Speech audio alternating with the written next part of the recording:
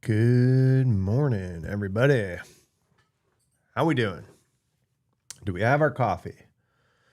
The sun hasn't come out in like 4 days in Austin. It is hard to wake up when it is pitch the F black. I don't know about you guys. We're going to hit some headlines this morning. We kind of didn't do that yesterday. We got like holed into Vercel land for a little while. We didn't like churn through a bunch of the news. So we got some stuff to chat about. And then I kind of want to watch some more of those ironic videos. We're pretty good. What's up, Coyote, Muhammad, David, Brandon? How we doing? If you guys weren't here yesterday, yeah, that Mythos one is one of the headlines we'll talk to for sure. 73 and sunny, nice. Hotlanta. We're going to talk about the Mythos thing for sure. We don't know. I don't think we know who got access yet. My guess was contractors. Let's see if any more came out this morning about it. I was reading about it yesterday. Let's see if we can find any new info. Vegas next week for what? What's up, Bernard? Gloomy and Philia. Kaseya Connect. I know what you meant, Coyote, the unauthorized access. Yeah, I wanted to say it was contractors, but they were like talking in a forum, right?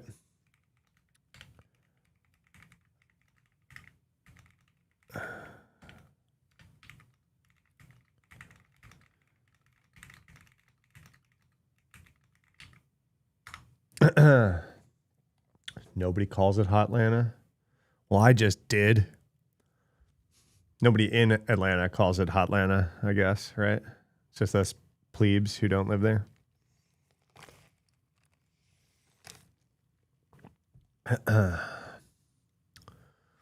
Luda. What do we know? We know a small group from Discord tracks and hunts unreleased AI models. A small group of unauthorized users, not a direct breach. They made an educated guess about the model's online location. Oh, it wasn't contractors. Partners have been granted access. At least one of them leveraged access enjoyed by an individual currently employed from a third-party contractor working with Anthropic. Yeah, that's what I thought.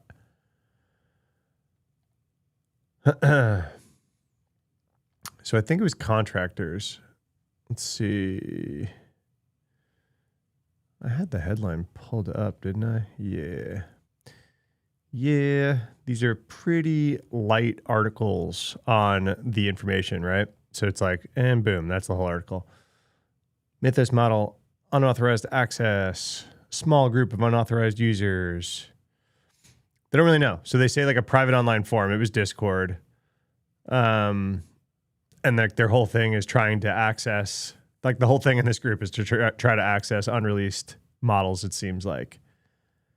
They got access at when it first announced the release. They've been using it since then, but they said not for cybersecurity purposes. We're investigating the claim, says Anthropic. That's it. So we don't really know. But the most that I heard was like there was a third-party contractor who was working with them that got access.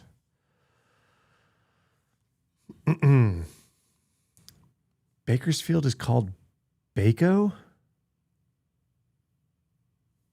The A-Town, ATL.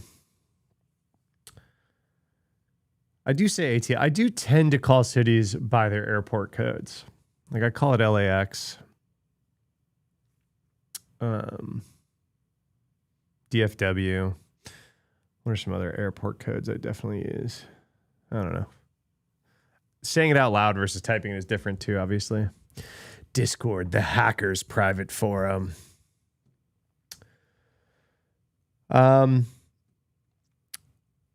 Speaking of hackers, we could kind of do like a little threat actor stream today because we've got a bunch to talk about. Francisco, Where were you yesterday, man? I was talking about Kimmy K2 and I was like screaming your name.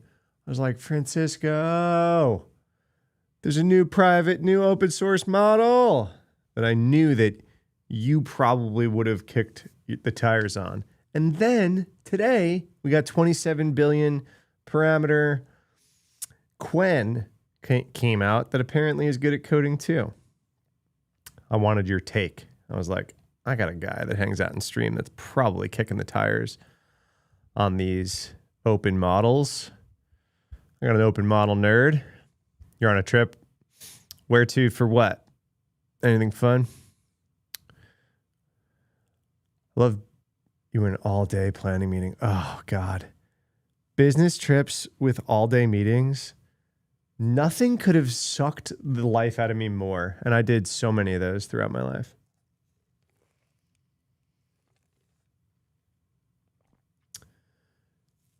Here's the kicker on the all-day meeting on a business trip. All right. Do I call it DCA? No, I just say DC.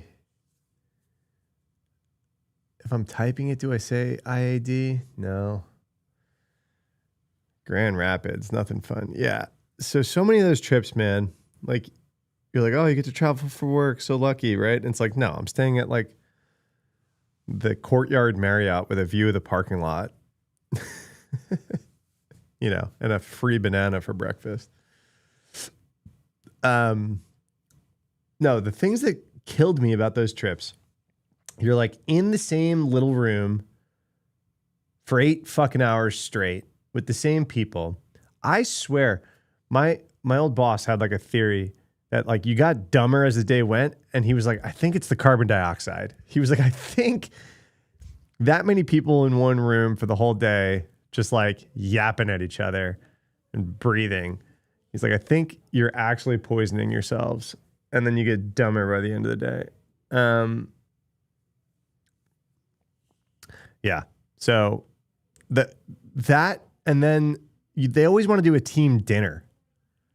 And so it's like, we just sat in the same room for 8 hours today. Why the fuck would we want to go out to dinner together? And you get that like 30-minute, yeah, everyone go back to your room, drop your bags or whatever. And like you get to your room and you're just like, please, for the love of God, don't make me go to this Chili's tonight, you know? Oh, God. I don't want to see these people. I don't want to see anybody. I don't know. Maybe that's like the introvert in me coming out, right?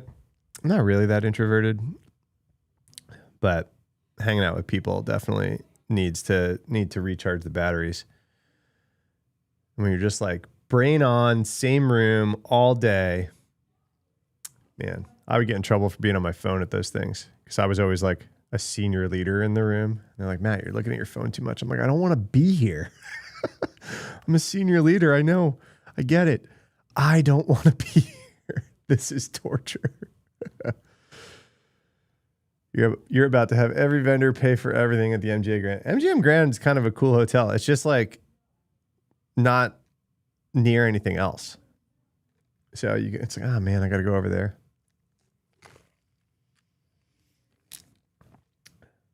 But it's nice. Oh, they have like a conference center over there, right? What did I go over there for during Black Hat and DEF CON? There was like a little side conference. Oh, I went to film. Oh, who was doing it? Someone was throwing like a little side conference and they had like a whole film crew set up. And I had to like go be on a panel for their film crew at like the MGM Grand thing. So they switched to Enterprise Cloud, gave me $100 token spend a month. You spent $30 during the planning session alone. Brutal. Man, it's almost like you should just get your own personal max plan and you'd be better off. Yeah, by the pool. Man, what conference are you going to that you're going to get to go hang out by the pool? Anytime I business traveled. Well, okay, that's not true. I spend at least one day every Black Hat by the pool because I'm there for like 7 days. And so I'm like, if anyone wants to see me, It's usually in the middle of the week. It's like, if anyone wants to see me this day, you got to come to the pool because I got to get the hell out of this. Maybe I am introverted. Is it becoming clear that I'm more introverted than I'm letting on? All right, we want to talk hackers. You guys, this is like a whole nother crew that was in here yesterday. You're all regulars, but none of you were here yesterday. So I found a cool YouTube channel that my Twitch is called Rushy Coat. It's like an old gamer tag, and it's like hard to change your Twitch name once you like get status on everything. Kaseya Connect, plenty of social things included. It's not terrible. There's like a CyberArk thing in Austin soon. Is anyone coming to that? I think I might wind up having to be around. It's like Palo's throwing it now that it's still CyberArk, but Palo bought them. So it's like CyberArk Impact or something like that. What does Kaseya again? What do they do?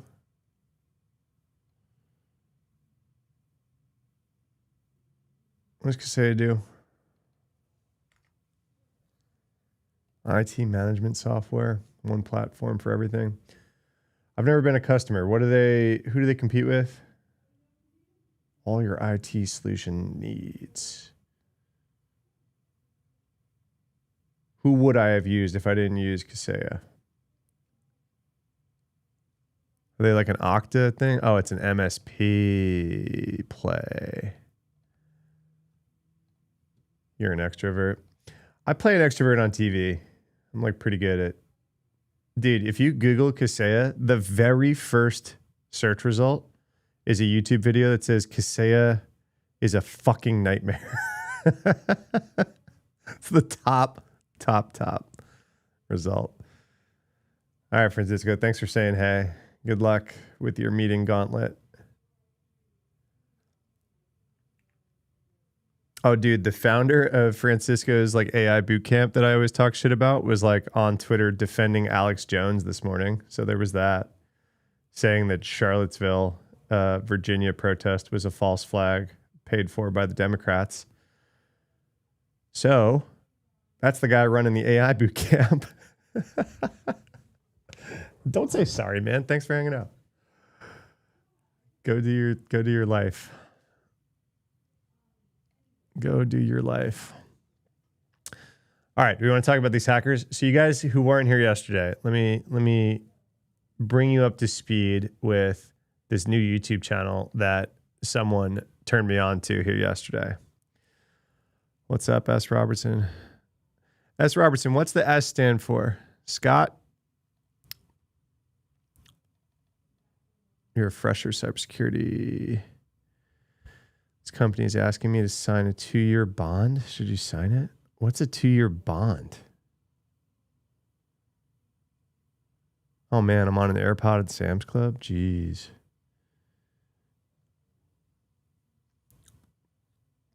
What's a 2-year bond? This company is asking me to sign a 2-year bond. You don't want to dox it? Okay, yeah, don't worry about it. You're good. I'm just like, what do I call people in chat? Like a 2-year bond, like you would be forced to work there for 2 years or something? I've never heard of that. Like, what? Have you guys ever heard of that? Like you must not leave? Like you cannot not work here for 2 years? Non-compete I've heard of.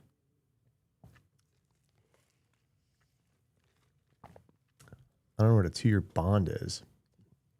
Non-competes are normal. All right, so this YouTube channel, I found someone turned me onto it. Someone in Twitch chat turned me onto it. And it's like all about the hackers and like crypto scam people that wind up getting popped. And they're really, really good videos. So I think we're going to watch a few more of those today and like maybe go find the stories and talk about them. Because Krebs, is today the 21st? No, today's the 22nd. He posted this yesterday. Krebs posted this one And Scatter Spider is one of the groups that like that YouTube channel would probably chat about, right? So 24-year-old British national, Tyler B. If you guys don't know, Krebs like has been following this group forever to the point that like they hate him. Like this group cannot stand Brian Krebs. They like name shit after him in their code and stuff. They can't stand this guy. Heard about it in redundancy packages. Heard about what? So Tyler B. admitted his role in a series of text message phishing attacks in the summer of 2022 that allowed the group to hack into at least a dozen major technology companies, steal tens of millions of companies. So this is, I mean, I responded to the incident at Reddit, and it was a SMS phishing campaign. Before that, though, it's a service bond, so you can't leave the company. A noob. I have never heard of such a thing. I'm like Googling it. What? Contractual agreement where an employee commits to working for a company for a specified period, 1 or 2 years, in exchange for training or employment opportunities. Is this like a visa thing? Is that why? Are you like trying to move somewhere and they're like sponsoring it and they're like, you got to stay for 2 years? Okay, then that I've heard of, I guess.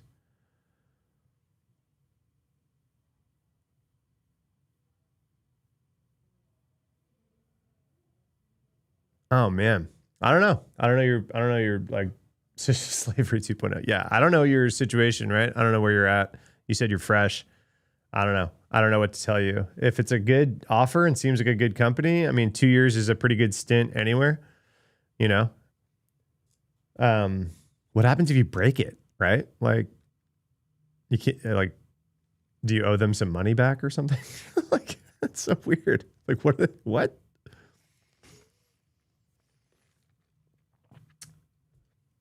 Oh, that's what you're talking about. Robertson heard about the 2-year bond and redundancy packages. Yes, you'd have to pay some money back. I don't know. I don't know what to tell you. I don't know your situation. I've certainly never signed anything like that. 2 years isn't, I mean, you should probably work for someplace for at least 18 months is what I always tell people, to not look like you're job hopping too much. But I've also like, sometimes you get in these companies and you realize once you're in how miserable of a place it is, and you should reserve the right to get out of there. I don't know. It's kind of weird. A 2-year bond. What's up? Thanks for the follow. Welcome. Was that Mohammed from YouTube following me on Twitch? Because I dropped my Twitch name. Danke. All right. So, yeah, I very likely responded to incidents driven by this guy's crew, by the way, right? So it's kind of interesting to read what's going on. The main like takeaway, your Twitch name is pretty funny. My main takeaway from a lot of this stuff on the Ironic YouTube channel and then like these stories is it doesn't seem like a lot of people get away with this stuff for very long, right? It seems like it's just a matter of time. A lot of it is OPSEC failures or like people ratting on each other or they like brag on social media. But even if not, like I was doing some research off stream last night about this because I got like really interested based on what we were talking about. I'm like, at some point you have to turn the crypto you steal into real money, right? Like at some point you have to buy something, right? Like you're doing this, you're walking away with millions of dollars. You're trying to do it to like buy a house or buy stuff. You got to buy stuff, right? And so it's just like, I don't understand how, especially if you're in like a Western country, right? If you like live in the US, the UK, which is where a lot of these guys get caught, I don't understand how you would ever not get caught. Like I don't know. Maybe those are the ones that we just don't hear about, right? It's like the plane meme. Like The plane bullet hole meme of planes that make it back is like the only ones that we hear about. All right, so Tyler, now in U.S. custody awaiting sentencing. He's a Dundee, Scotland native. Hey, what's up? I know we've got some Scotland in chat. Facing possibility of more than 20 years in prison. Daily Mail photo. British computer geek. Don't you dare say that derogatorily. Don't you dare. We rule the world. Who the hell are you? Who's accused of being ringleader in scattered spider network, experts say, launched crippling cyber attacks on M&S. Yeah, Marks and Spencer was one. Oh, man. Oh, it was part of that retail spree, right? Survivorship bias is what the plain meme is. Yeah. That's what I mean. So it's like that's. Oh, so are you saying what I'm saying is the opposite? Yeah, okay. What up, Colin? Just trade the money for insider training info. Dundee figures. I don't know anything about Dundee. Let's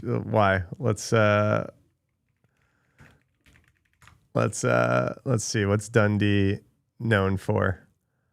I've never even heard of Dundee. Hey, that's like a proper city. People live there. Oh, I love it. Man, there's something very romantic about like the old Gaelic spellings and pronunciations of things. Scottish Gaelic. I love this kind of stuff. So that's like where it comes from, Dundee. I like that. It's the fourth largest city in Scotland, and I'm an idiot who'd never even heard of it. I've been to Edinburgh and Glasgow. I loved my time in both of those places. Where is it on a map? Down there. So it's south of Edinburgh, because Edinburgh is like up there, right? And why? Why does that is the history? What's the modern what's everyone doing in Dundee right now? I want to know why it figures.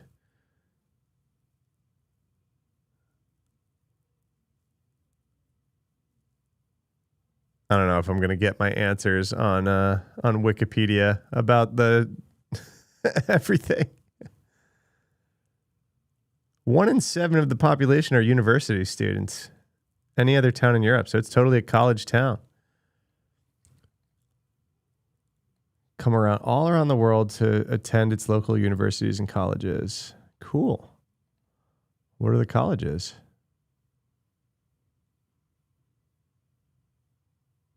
Well, that doesn't sound like it would be a crazy place.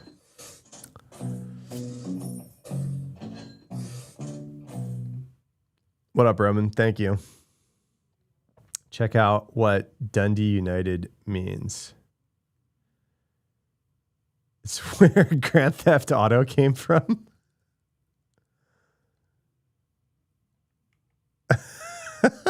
What? Most undesirable football club. Dundee United was branded the most undesirable football club on the panel show. Is that just called QI or key? Due to its use as slang for idiot or stupid in Nigeria?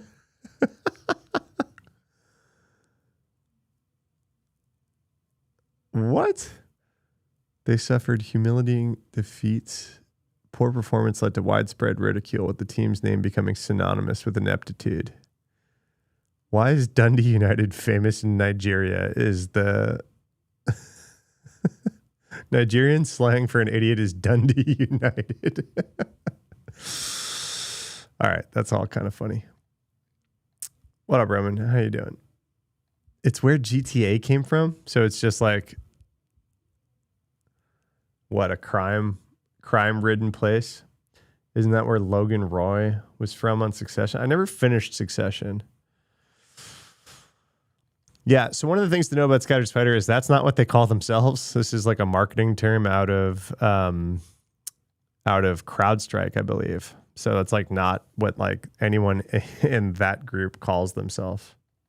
Oh, Rockstar started there. Got it.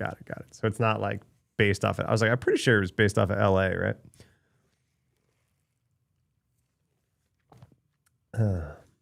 Because I mean, San Andreas and all that eventually. Well, I guess Vice City is Miami. I don't know, whatever. As part of his guilty plea, Buchanan admitted to conspiring with other Scattered Spider members to launch tens of thousands of SMS-based phishing attacks in 2022. This shit was, oh man, Reddit wasn't cool enough to make the short list. I wasn't a cool enough hack.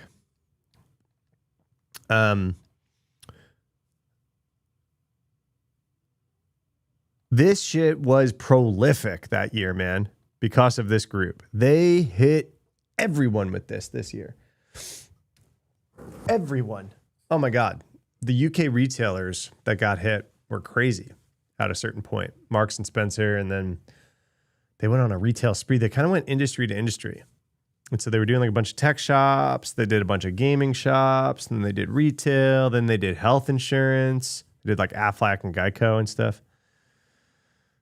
If it's not what they call themselves, why is CrowdStrike giving them free press like that? Yeah, it's actually like like if you talk to like actual researchers who track these guys and everything, they hate that Scattered Spider was like the popular name for them. They're like, hey, stop. CrowdStrike just does they just have a naming convention for threat actors.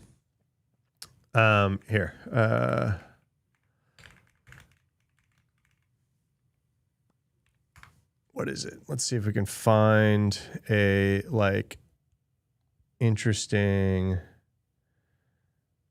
I'm sure they have like a picture, right? No, they don't. Come on. Give me like a nice picture that like makes all this stuff easy to remember. Yeah, here you go. Well, this isn't CrowdStrike, but like, Microsoft's got a naming. So there's like, this is the problem, right? Is like we have a bunch of naming conventions. It was brutal. Supermarkets had no stock for coming for days. Is that Marks and Spencer? Are they a grocery store? I thought they were something else. So Microsoft does this. So like based on the country, they have, this is like this is their family name. So it's like a last name, right? So if you've heard of like Volt Typhoon, Salt Typhoon, all the typhoons, that's China, right? Blizzard is Russia, Sandstorm is Iran. Those are going to be the three that you hear the most, right? But then they go all the way down to like not nation state oriented. Is that better? Oh, that's so much worse. Not nation state stuff. So like something Tempest is just a financially motivated threat actor. So Scattered Spider, Microsoft calls Scattered Spider something Tempest. I forget because they're financially motivated. Something Tsunami would be like private sector offensive actor, spyware type thing, right? And then Flood is influence like disinformation groups. And Storm is groups in development. And then this is CrowdStrike's. So CrowdStrike calls Russia bear, Iran kitten, E-crime is spider.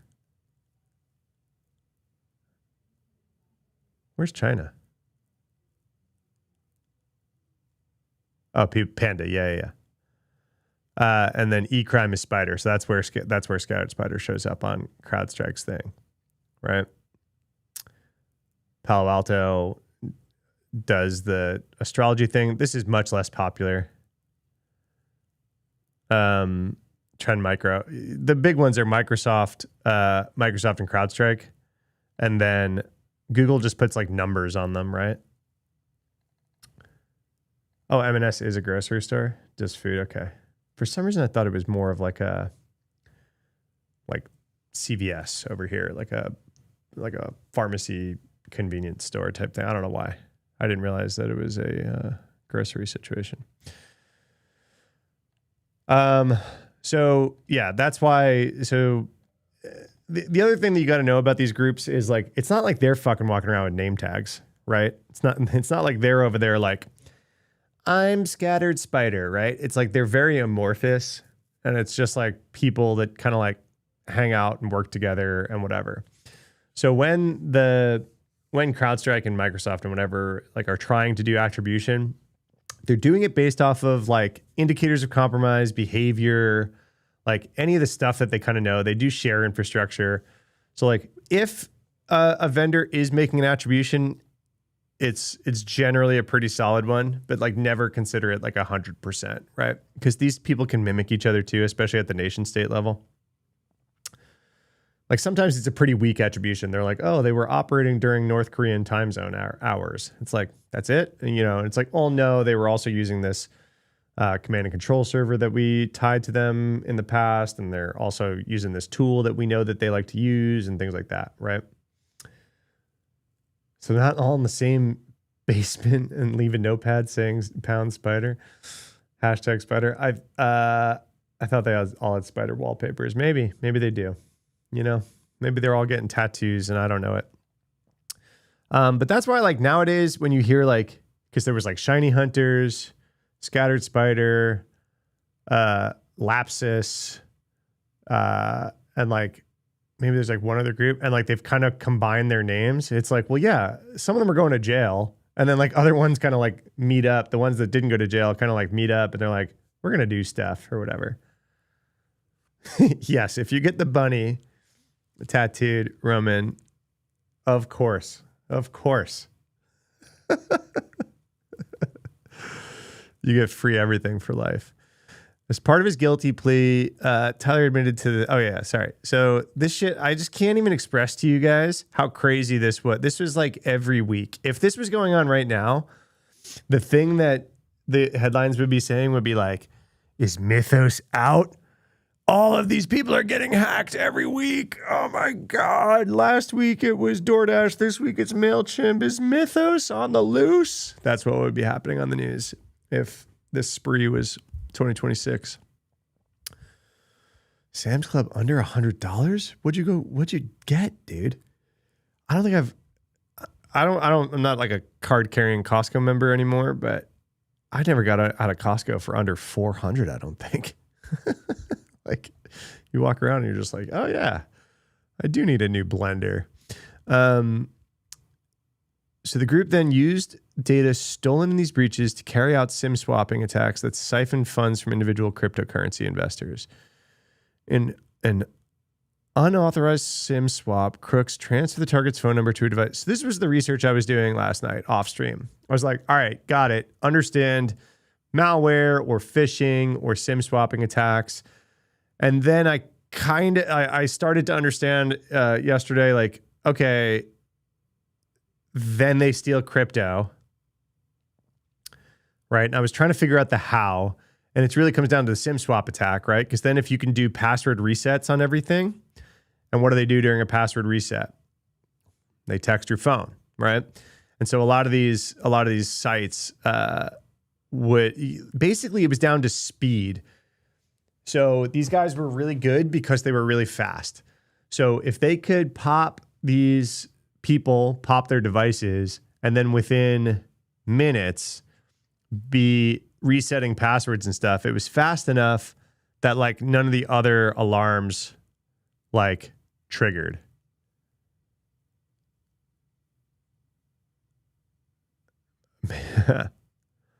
Dude, the coffee pods are expensive, man. Someone bought me an espresso for Christmas, and it actually makes pretty good coffee for home coffee. It's like better than Keurig. Keurig is kind of like meh, but Nespresso actually makes a pretty good coffee. But fuck, man, like a box of those pods is like $75. Like what? It's like not a cheap coffee refill, but they make a good coffee. Holy shit. Yeah, dude. Dude, check out the prices on the pods before you buy an espresso. It's like $1.30 a coffee or something like that. So when you do it like that, you're like, oh, well, I'm still saving money, right? I'm not buying what I did today because my office, I kicked the cold brew keg in my office yesterday. So I had to go run to Starbucks this morning. pay, $4.50 or whatever for an Americano. So it's still cheaper, but like coffee grounds like pennies, right? Yeah, Techstead. I think that's the move. Like I said, it was a gift, and it makes a good coffee. But I think you're right. I got a neighbor who's a nerd. You get ones at 33 cents a pod at Sam's Club. I think I bought the ones at Costco, and it was like $75 for a box. I don't know. I like cold brew too. But I really don't like grocery store cold brew for some reason. I don't know why. Like, I've tried the concentrate. I've tried a bunch of stuff. It's fine. It'll do, right? I still buy it every now and then just to like have, emergency stash in the fridge. But I don't love it. And man, Austin has some really, really, really, really good coffee shops. So that's what I got to do. I got to like go to my local coffee shop that I love, subscribe to their like bean thing where I get their beans per month, and then talk to the guys there and be like, how can, yeah, Chameleon. I don't like it. The Whole Foods, the Chameleon concentrate. But I got to talk to the guy. They do like cupping and classes at this one food truck that I like. It's like it's my favorite coffee in town. It's so good. And their cold brew is different every time you go. They're like blending stuff. It's awesome. And I got to ask them how they do it. You got a free Nespresso. You bought pods, even got the weekly deliveries. They really push you hard to keep on their plan. Yeah. Nespresso. Dude, you ever walk into a Nespresso store? Like, you could just order them online, but I don't know if you've ever seen an Nespresso store. Shit's an Apple store, man. They have it set up like you're buying a fucking Porsche. It's like, welcome to the luxury coffee subscription of a lifetime. Sit back and subscribe for life to our creamy, delicious pods. But yeah, they're like $1.30 a pod or something like that. I don't know.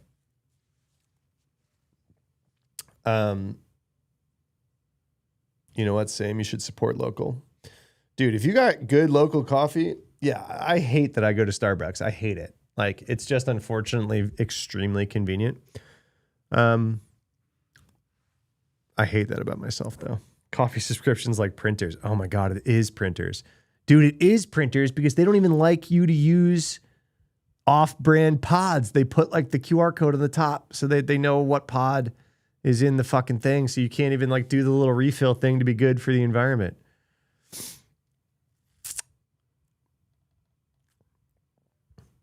Dude, the sexual tension between me and starting my own coffee shop I'm right there with you.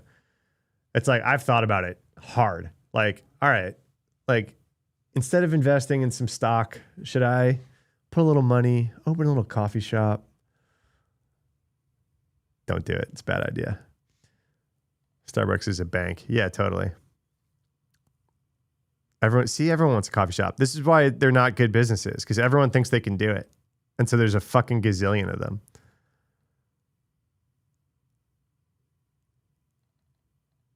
But once you break free, you're laughing at the Nespresso. Yeah. Money hole for sure. Cuban coffee puts hair on your chest. Why is it anything that's like not just like coffee? If you just say like a country and coffee, it's always like, will absolutely punch you in the face. No matter what it is. If you're going to get a coffee, so like Cuban coffee, Turkish coffee, Vietnamese coffee, right?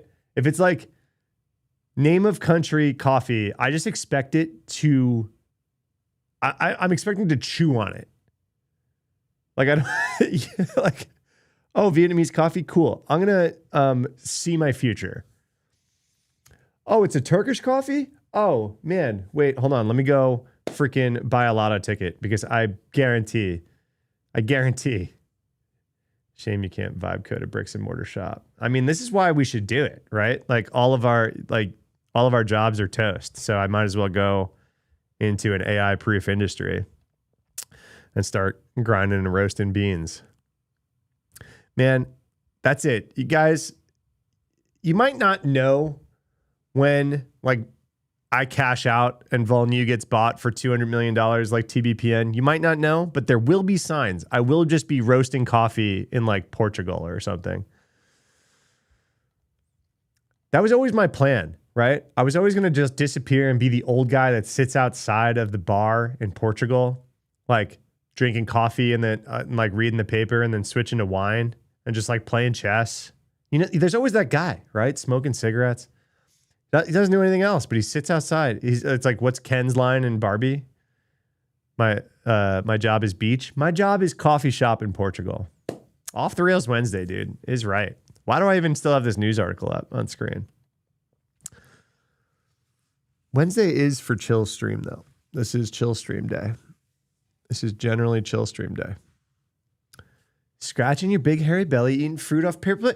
Roman, you know the exact guy I'm talking about. Everyone knows the exact guy I'm talking about. And this was always my retirement plan, right? I was like, this is it. I'm going to have my dog, maybe a dog sitting next to me. A dog that does not give a shit about anyone else around. Not like a dog that's like excited to see the world. No, a dog that is so happy to just be sleeping under my chair on the porch of this coffee shop. Yeah, like a big hairy dog, right? That's just like, what? What are you doing? Are you going to throw me some cheese or not? Right? Just like sleeping under me. And then I'm going to switch to port. This was always my retirement plan. And then, I don't know, you know, life just happens. I guess, you know, anything could still happen, but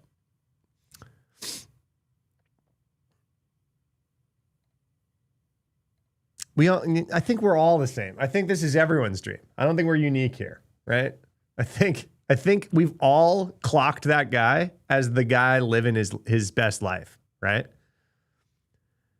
Your fiance wants to learn Mahjong? Dude, do it. Do it. A bunch of the ladies in my life play Chinese Mahjong. Do it. It's a good time. I've been playing Magic the Gathering. Do we want to do it? Guys, we are so far off the rails. We'll talk Scattered Spider. You guys, if you guys start asking questions about hacker shit, I'll talk hacker shit. Wooden rocking chair, dog man on the porch. Oh, God. We're going to find a picture of this guy. I'm going to just like Google the most generic thing possible, and I swear the guy that we're talking about is going to pop up.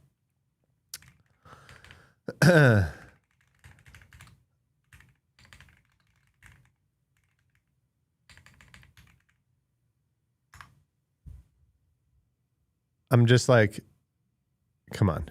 We all know this guy, right? Ah, damn. Google him. Like, I mean, I've got hipster versions of this guy on screen. That's not what I'm talking about. I absolutely do not mean hipster. I mean guy who could not give a shit about you.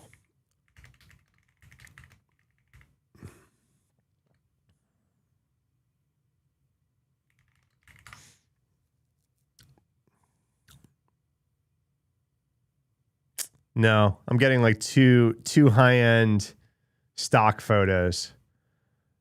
These people are way too put together for what I'm looking for. Failing me. You all know exactly which guy I'm talking about. We need a non-nation state hacking group rocking chair dog. The peak of man.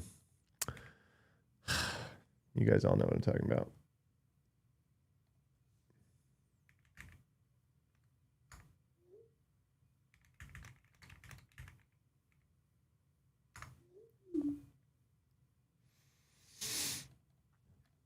Somali sea serp. All right, back on the rails. Back on the rails. Come on. All right, we've all got the goal in mind. Let's work towards the goal. All right. All right, everyone, lock in. Lock in. We gotta get there. Cybersecurity is a means to an end. What do people who watch my VODs think? Like, if you, because I know that people watch them. I know that people watch the VODs. I get messages. Oh man, I caught up on stream or whatever. I'm like, why? Why did you? Why? Like, like, how did you enjoy watching the VOD of me talking shit with people in chat? Oh, guys, as predicted, As predicted, the format. Did you guys see? We tried the format, so you guys probably made the latest video. And as predicted yesterday, watch this one. The format of cutting a live stream video into a YouTube video has completely flopped. As predicted, this would not do well at all on YouTube. What the fuck, man? These are not. Ugh, God, I gotta yell at my editor. That's the description does not. He just copied the description from the last video, and a bunch of those links don't matter. Man, Brutta. Mythos preview. Not it. I should put a link to that guy's talk that we're watching. Which one was that? That was the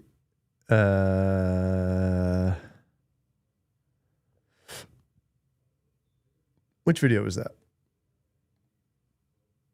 Which video was I reacting to live there? I think he changed the name. I think it was. So there's a CEO in South Korea. Yeah, that wasn't the name of this. It was this video though, right?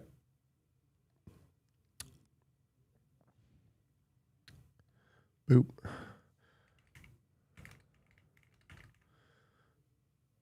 Boop. It's all right. Doesn't matter that the description was messed up. No one watched the fucking video. Description messed up. No one watched it. Doesn't matter. You deployed out that Farwalla Gold Pro AP7 this week at your small client shirt print embroidery shop. 24 hours in, 10,000 blocked inbound network flows out of 50,000. Is this a good thing? Was he getting hammered before and you just saved his life? Or is this a bad thing that like shows that something bad was going on? Just keep doing it. You've seen some nerd channels do it and they get medium good views. Yeah, Colin, my entire YouTube strategy is just keep doing it. I don't know if you guys realized, but I have no good strategy here. My strategy is to just continue to show up. I'm learning 0 lessons from what I'm doing. I'm implementing no changes, and I am just continuing forward. I will tell you, I'm trying to talk low levels guy in low levels strategist and thumbnail guy. I'm trying to see if he'll come work for me and come do thumbnails, because my editor is a self-described not a thumbnail person, and now he's doing my thumbnails. And I'm like, hey man, it's better you than me, but I don't think either of us are doing very good. So pretty much shows that ISPs don't block shit. Yeah, of course they don't, dude. Of course they don't. Brandon, did you hear I set up my my home lab?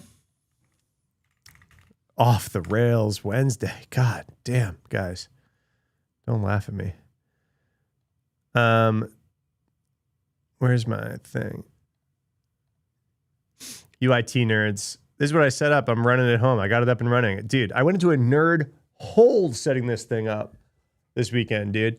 My family didn't see me for 48 hours. Maybe not 48 hours. Dude, you guys know this thing, right? Like, you guys know this mode where your brain like gets into like a sysadmin or coding hole and you like cannot stop until you like do something, or is that just me and I'm like undiagnosed something? I set this up. I got two 28 terabyte drives in there.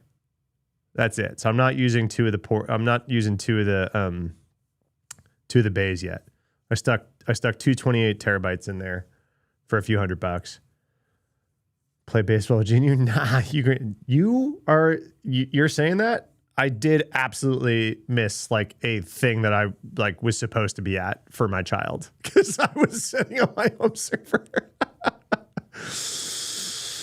Dude, Absolutely. Absolutely. I promise I'm a good dad. But man, my wife came into the room and I was just like on the laptop and she was like, "Hey, are you coming to the thing?" And I just like bleary eyed look up and I was like, I really got to do this. Otherwise I am going to be no fun at that thing. I'm going to be thinking about this. Like this is what I'm going to be thinking about.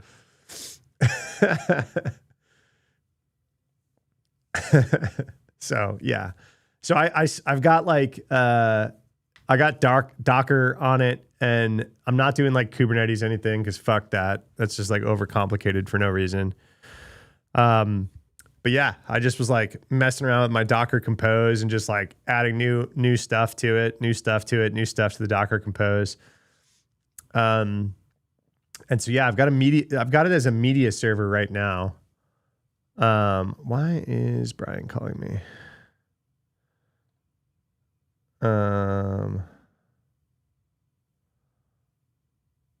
Sorry.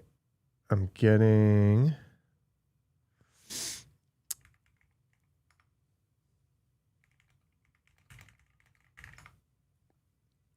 a phone call that I don't know if is urgent or not.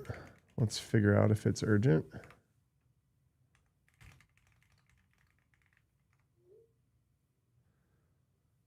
Let's see.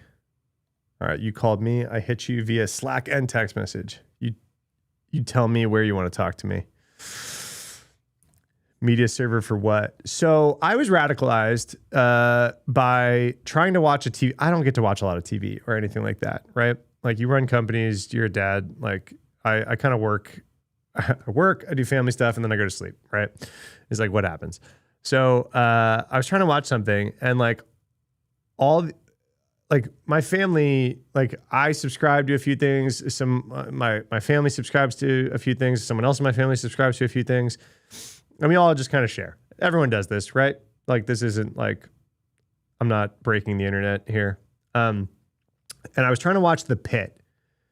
Good show. I've only watched like 3 episodes of it because it takes me a fucking 2 months to get through a season of a show. And HBO threw up a nice message that was like, "Are you traveling? You're not allowed to do this." Basically just like they cracked down on password sharing. And I was like, that's it. I'm radicalized. I'm now going to spend thousands of dollars on a home lab to make sure that I can like get my entire family off of all of this stuff.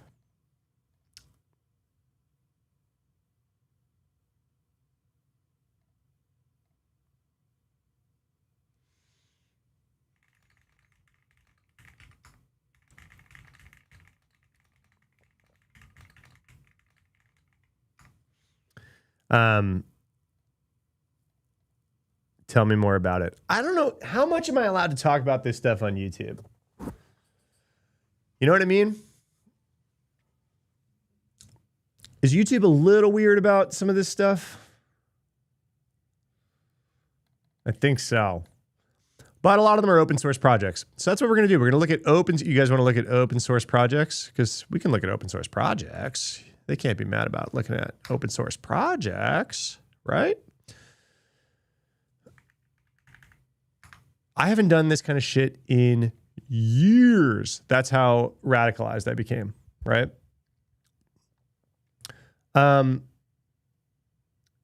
Yeah, wording is everything. So, by the way, AI walked me through every step of this process because I am a not good sysadmin at this point. So, like, if AI responds to it, you're good. So there's these ARR. It's this ARR stack. Does anyone else do this? And this is what I set up. So this is just one of them. I think I set up like a fuck ton. So this is a Docker container, this SAB thing, this R stack. Each one of them has their own container. And then what's the other one that I use that I throw on my TV? This. And then this is kind of the top of it, right? Open source media system. You guys sponging what I'm spilling? I don't know. I don't know why I feel weird talking about this. But yeah, this is kind of the gist of that media server. I also, I mean, I bought it for like legitimate purposes too, right? Like photo backups, like to stop continually increasing my, photo storage on Apple or Google or whatever every year. What was the other bit? I think it was Sear. Yeah, this is the other bit. This is another key piece. So there's like a request server. So you can like manage requests into your library. So like you go to Sear, you're like, I want this, this, this, and this. It passes it to Sonar for TV, Radar for movie. That does a bunch of stuff in the background. And then Jellyfin like makes it watchable on TV and stuff. These are all GitHub projects. We can talk about GitHub projects, right? We're good. Make my own Netflix with blackjack and hackers. Has anyone messed with any of the stuff I'm talking about? These are popular projects that have been around a long time. But basically, if you look up like that ARR stack, yep. Okay, you've all messed with this stuff. Okay. But yeah, so the other McMahon, what's up, man? You want to build one too? They're awesome. Yeah, so I'm having a really good experience so far. The thing that's like turning into a bit of a hole and a hobby is when you want to not use like public trackers and stuff like this. There's like this whole ecosystem to like get into so that you're doing things a little bit less, risky and weird. Because I don't know if you guys know this, but this is how LastPass wound up getting hacked.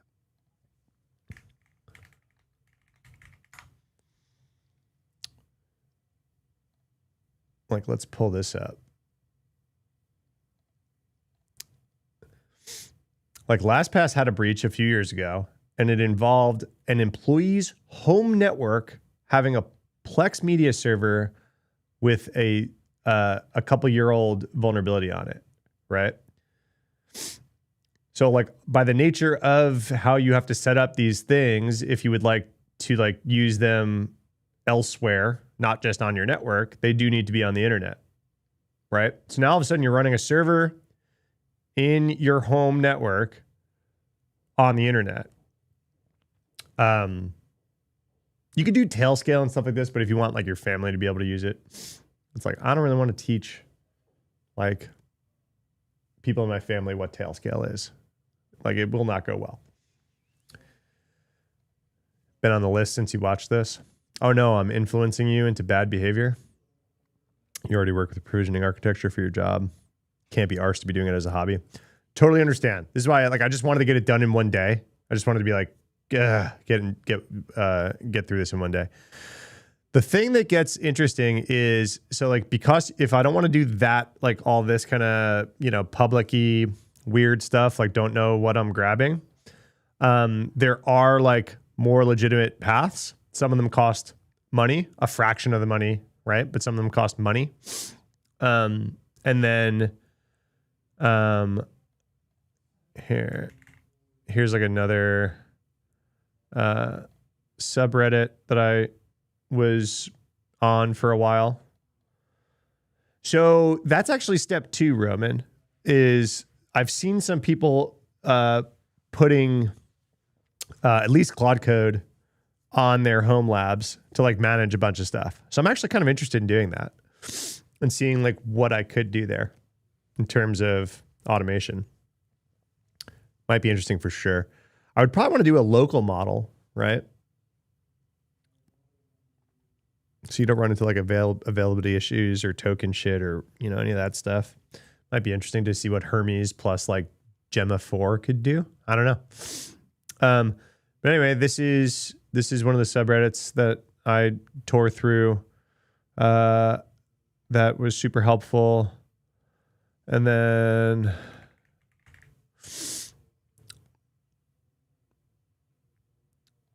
there's like this whole world that I didn't know about called private trackers, right? And so the thing that's interesting is in order to do this, there's like, sorry, you can tell I'm like being careful with what I say. I'm just sure, like, I'm just positive YouTube is a bitch about this stuff. You know what I mean? The like the ecosystem of like private stuff is you have to like get invited, and in order to get invited, you have to like prove that you're like a good citizen of those kind of communities. You have to like build up like a track record that like you can point to, be like, yeah, it's me, right? Look at me, not going to mess everything up for you guys. And so, yeah, that's a bit of it too. And so there's like, sounds like a ransomware gang. There's like paths through this stuff. So there's like some of these that are like more welcoming than others. Yeah, Synology was what I can't remember why I picked Ugreen over Synology. I like researched this heavily. Don't you have to buy usage from private trackers, so you're still paying money?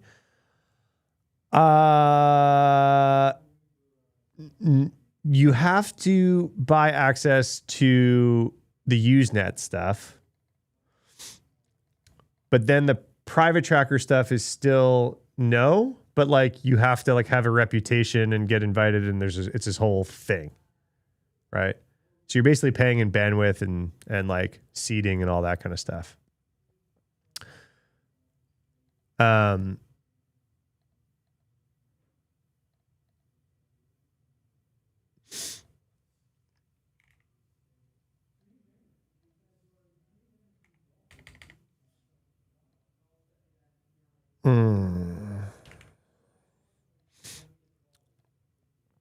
It's so deep, Roman. This is why I completely nerd hold, because I was like, okay, I got to get my stack running, but then I got to like figure out all this other stuff, right? I don't know what IPTV is. Yeah, you have to seed. You have to like maintain a ratio of like how much you're like putting out there, right? But I've got like home fiber and now a dedicated thing, right? So I'm like, I can just like leave that going. I could probably be a pretty good citizen of these shops. I don't know. Like I said, I got radicalized. HBO, you radicalized me. It's gonna nuke my whole channel. All right.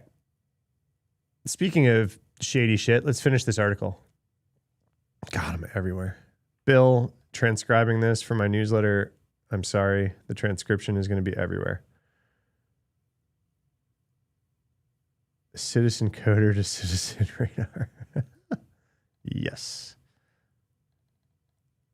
All right. Let's keep reading this because I find this shit super interesting. Okay. So I don't know where I got sidetracked on this earlier, but the thing that I was getting at was I was trying to make the loop, and this is what I was reading offline yesterday, was I was trying to make the loop from SimSwap to like money in hand, right? It's like, what? Oh man, we're having chat problems again. Roman, I see your chat's coming up on screen, but not in chat. Let's see if I refresh. Restream. Gosh, it like never wound up working fully yesterday. It's been working fully all morning right now. So I thought we were good. It'd be a huge bummer if I had to like start putting chat on a different screen again.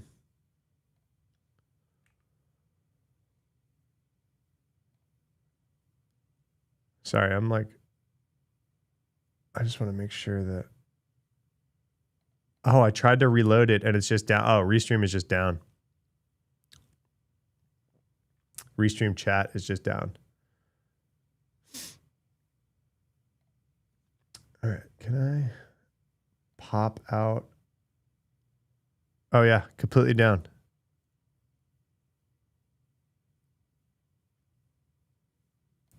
This bitch ass product, man. That literally I just like renewed yesterday. Like as I was bitching about it, I got the email that was like, thanks for the, oh, couple $100 or whatever the fuck it was. I'm still live, right? Yeah, I see it coming up on screen. It currently says I'm not live. Like Restream says I'm not live.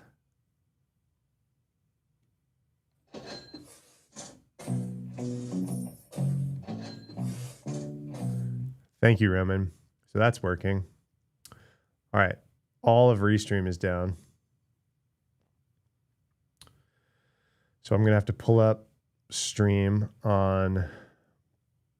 I'm going to have to pull up Twitch on that monitor and pull up YouTube. This is a bitch, man. Like, what do like people, like what do real fucking streamers do? Like, I'm obviously like, pull up YouTube. This is, oh no, hearing myself. All right, David, I see you're chatting out, but now I have YouTube over here, Twitch over here because Restream is down. Fudge. All right, we're going to just rock. Pain in the ass. They hire a production team. Yeah, but like, then what? Like, what do they use? Like, I have a credit card and like, I am willing to like pay for fucking software to do this shit. And I'm apparently paying for the wrong ones.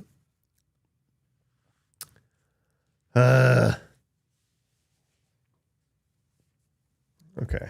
It seems like maybe we're slightly working again. But no, it's not showing up on stream, right?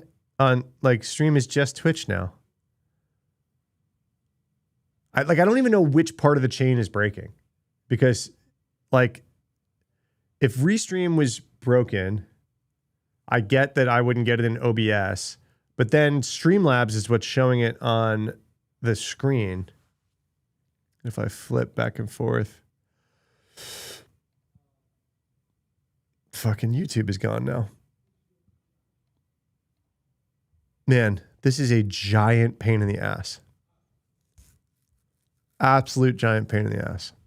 Because it's like really hard to like now troubleshoot this shit live, right? Like I'm sitting here like refreshing pages in OBS. All right, we're just going to go. I've got the fucking chats up. Screw Restream. I don't care. Congratulations. You reached 100 messages today with Restream. It's not even the first time that that's popped up today. Maybe they're a horrible mess of OBS plugins and multiple outputs or something. Yeah, I would understand if it was just the OBS plugin breaking, right? But like, then it doesn't show up on screen. And that like that has nothing to do with OBS. Like that's happening behind the scenes.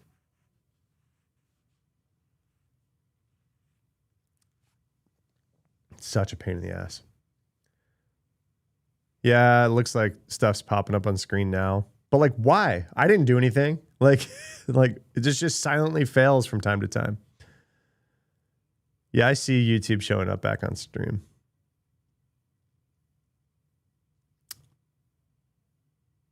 Oh, that was what do real streamers do? They use a mess of OBS plugins, multiple outputs. Yeah, I think one of the things that I've heard people do is like they have like a dedicated streaming computer. And I'm like, I understand, but I don't understand how that would solve what's going on. I don't think I'm like running into compute issues right now, right? I've got like a one of the beefed up Mac minis from before the OpenClaw hype. All right. We're rocking with it. I think it works. Our failure to lock in is legendary right now. What's up, Lee, by the way? Welcome. All right. So the part that I like was researching yesterday that I just can't spit out, that I've like figured out, and I kind of knew parts of this, right? But like the how to get from these types of attacks into like money in their hand, right? So like the crypto part, like whatever makes sense. But what was going on was the SIM swapping, like their SIM swapping specifically targets that they think would have hot crypto wallets on their mobile devices. So if you SIM swap into a device and, well, I guess the wallet doesn't even need to be on their mobile devices. Just like they could password reset like a MetaMask or something like that they could then cash out. This was highly successful. He admitted to stealing at least $8 million in virtual crypto from victims throughout the United States, right? Just via this method. FBI tied him to the 2022 phishing attacks against companies, discovering the same username and email address was used to register numerous phishing domains seen in the campaign. The domain registrar Namecheap found that less than a month before the phishing spree, the account that registered those domains logged in from an internet address in the UK. And FBI investigators said the Scottish police told them the address was leased to Buchanan throughout 2022. So, OPSEC failure number one, don't hack from home, right? You don't think that solves the issue? That's for gamers. Yeah. That's what I figured, right? Gamers who mess with their capture cards and stuff. It's like not what I'm dealing with. Just dealing with shitty software. I need to like talk to, I asked Low Level yesterday because he like goes on the Prime stream and stuff. I was like, I need like the lowdown on the technical setup. Like he live streams it, but then they Riverside in the back. So we were right about the Riverside. So then the editor cuts down the Riverside together for the stand-up podcast, but I don't understand the technical stream. All right. So he hacked from home. Well, he didn't hack from home. He registered the domains from his home IP. Like that's literally how they caught him. That's it. As first reported, Krebs, Tyler fled the UK in February after rival cybercrime gang hired thugs to invade his home, assault his mom, threatened to burn him with a blowtorch unless he gave them the keys to his crypto wallets. That's wild. Wild. Like, why would anyone choose to go this path, right? Like, okay, he quote unquote made $8 million by stealing it from a bunch of people, then targeted a bunch of companies. But because he's like so publicly in these groups and has 8 million in crypto, they like, and the other thing with crypto, by the way, is like, yeah, if like you give up your password, people could just have it, right? This is not like your bank. If you gave up your bank password and people emptied your bank, like you would be able to get that money back. The bank would be able to be like, oh, that was a fraudulent transfer. Get the money back. That doesn't exist in crypto land, right? So his mom gets beat up. He gets threatened with a blowtorch. The same year, the UK investigators found a device at Tyler's Scotland residence that included data stolen from the SMS phishing victims and seed phrases from cryptocurrency theft victims. So the companies and the people crypto wallets. Tyler was arrested by Spanish authorities in June of 2024 while trying to board a flight to Italy. He was extradited to the U.S. He's remained in the U.S. federal custody ever since. He's the second known Scattered Spider member to plead guilty. Noah Urban, 21 years old, from Florida, was sentenced to 10 years last year, ordered to pay $13 million in restitution. The other alleged co-conspirators, Ahmed Al-Badawi, 24, aka AD, of College Station, Texas, Giga Maggie's, and Evan Osaibo, 21 of Dallas, and Joel Evans, 26 of Jacksonville, North Carolina, not to be confused with Florida, are still facing criminal charges. So they're arrested? They've scooped all these people up?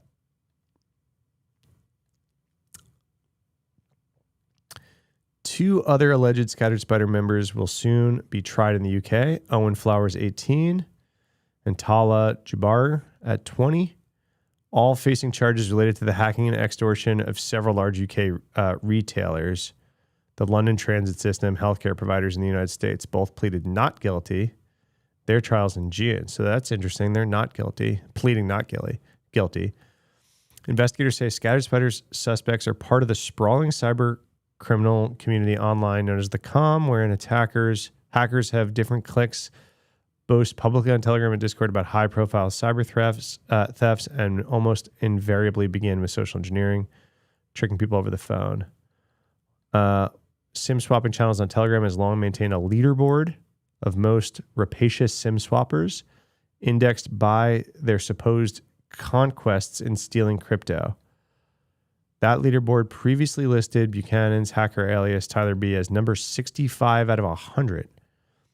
Urban's moniker Sosa was number 24. So these aren't even in the top 10 of this Telegram thing. Buchanan's sentencing hearing is scheduled for August. According to Justice Department, he faces statutory maximum sentence of 22 years in federal prison.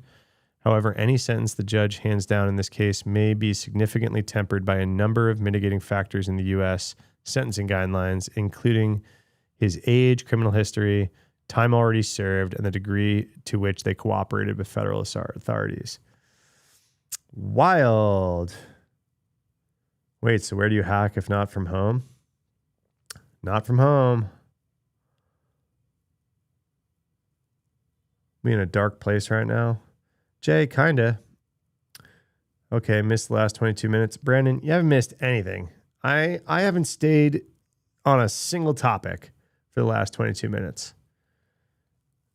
Off the Rails Wednesday is in full swing. I wish I could play music while streaming. Like, not bullshit non-DRM music. That would keep me slightly locked in. Yap Sesh King. What does it say about you guys? You guys are here. You guys are hanging out.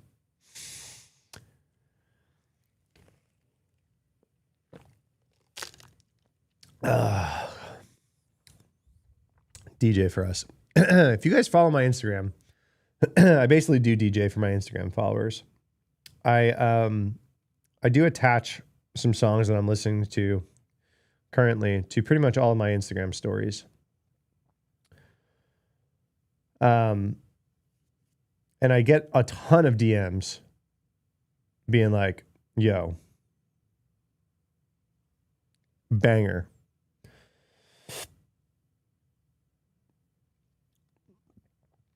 So I know some people out there appreciate the bangers that I put on my Instagram stories. ADHD Wednesday comes for us all. Hack from someone else's. North Korea does. Yeah, exactly.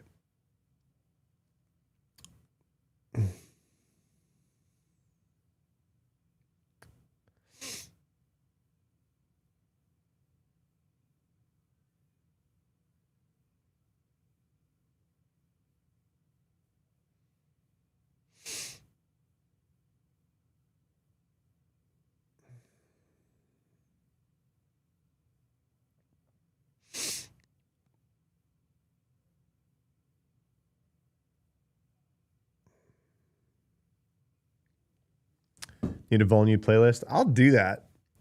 I'll do it. Careful what you wish for. But don't you got, I mean, I just wish we could have music on. I got yelled at by YouTube for my stream yesterday, by the way. Whatever that TOS violation that happened, that stream went off. I got a naughty email that was like, this cannot be monetized. Your ads are turned off with like a big red shoo X. And I'm like, because I played Ted's YouTube channel? It's their fucking YouTube channel. Like, I don't understand. Someone said maybe I didn't add enough commentary. Like maybe I didn't pause it enough. Maybe I just played too much of their YouTube video. You know what I mean? I don't know. I wish that this wasn't a fucking mystery. You know what I mean? I wish I could maybe know the rules before I break them. Wouldn't that be an awesome system? All right, we got through one news story in an hour and a half. What do we want to do? Let's talk Mythos finding vulns in Firefox. You guys want to do that, or should we continue to go off the rails? If we're going off the rails, there's this stock footage video website that my editor uses, he has an account for. I'm going to try to make an intro video to stream that's not this, right? This was cool, but I don't know. It's kind of boring, right? And so I'm trying to make I was like, oh, wouldn't it be cool if it was roadies setting up for a show with maybe I can hire a Midwest emo band or license a Midwest emo band to play some like math rock guitar riffs that are very like me on it. And then maybe like some drone shots of Austin or something with like Midwest emo music. Very personality, right? Matt personality intro with like a 5-minute timer to like start stream. Curious about the auto detect on that to begin with. The telemetry must be crazy, right? How many people are live right now? And all of a sudden I got like immediately real-time TOS. Running on Ruby off Rails, totally off the rails. If you want copyrighted music, maybe you could use Stationed or something so you can hear your music stream without you needing to actually send it over YouTube. Oh. So I'd be like, all right, everybody, this is what I'm listening to. Go over here. But my mic would pick it up. It'd probably be weird. The NetSec thing? What NetSec thing? Portbuster. What's going on, man? I mentioned you earlier in stream because I want to, no, not that. Not him. I wanted to go through some more of this channel's videos. I think you were the one who turned me on to it yesterday. So I think that at the end of stream, I'll watch at least another one of these videos. And then we did just talk about basically something that they could make a video for on that channel about Tyler B pleading guilty. I could use headphones. I got some sick headphones. Got like some really nice Sennheisers. When I'm like in the zone in here, this is what's going on. I posted it on Twitter.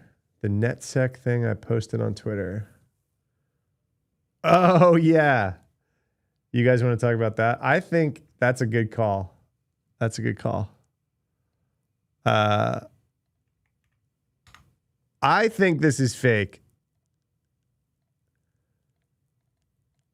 Tyler's your age, very opposite of you. Yeah, don't worry about it. Small Biz, what's up? I haven't seen you in a few days. Crisp will kill any music in the background. All right, you guys are like Stationed, Crisp. I don't know any of these tools. You guys are now going to cost me more money. Is that what's going to happen in order to get music on stream here? Please not let it be real. Have you seen the crypto scammer Tommy G video? No. Is that on Ironic? Get pushed to the unified dashboard. Yeah. I've got it on stream. So I need a vote. If I was a better streamer, I would know how to make a poll in chat, but I don't know how to make a poll in chat. Exclamation point poll. I need a vote in chat if we think that this is real. Oh, Tommy G is not the scammer. Tommy G is the YouTuber. Got it. I thought you were saying he was the scammer that was like arrested, like this Tyler B guy. All right, did you guys see this? I tweeted about it last night. My homie Gabby tweeted about it. Tommy G McGee. Okay, we'll pull it up. We're gonna go through some news first. We'll switch to YouTube videos in a minute. Wow, shit. When does my calendar get crazy today? My calendar gets crazy at 12:30. I'm booked 12:30 till I go home. If you guys don't realize, I do have like a job running 2 companies over here. So yes, I live stream in the mornings, but generally my calendar sucks besides my live stream time.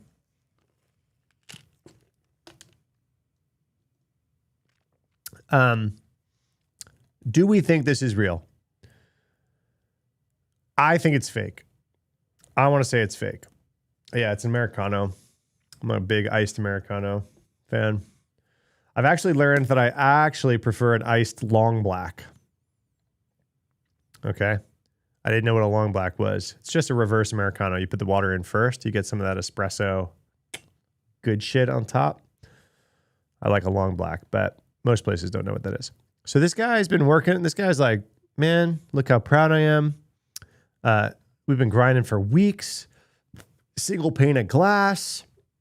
Bringing in everything. We got Tenable, Qualys, Sneak, Wiz, you name it. We're feeding all of our vulnerability data into one platform because I am tired of management yelling about tool sprawl. I need all the tools. So we're pulling all this data into the single pane of glass. My boss stopped saying, We got to start getting rid of some of these things. No, what do you mean? They feed all the data into here, and then we action it. And like Wiz gives us different things than Sneak, which gives us different things than Qualys, which gives us different things than Tenable. I mean, that's kind of a little weird, but yeah, Wiz definitely gives you different stuff. All right, so got a demo working on Friday. I pulled in all the feeds. I built all the unified queries, some fancy risk prioritization graphs. Everyone's worked on this project. If you've worked in Vault Management, everyone has always had the idea, what if we brought all of our shit to one fucking thing, right? Forgot to init the Git repo as private. So I pushed it to my work GitHub account, which is public by default. And then the commit message was literally unified vuln view with prod feeds live. Check this out, team. Why did he do this on a Friday? Never push to prod on a Friday. Monday morning, Slack explodes. External vuln scanners picked up our repo and indexed it. Our entire high, medium, crit list from prod environments is scraped and showing in public searches. Customer names, asset tags, CVSS scores, unpatched stuff from across 500 servers. One of our biggest clients' assets right there with immediate exploit tags. My heart stopped. I saw it trending in some threat intel feed. I rushed to delete the repo, but Google had cached it.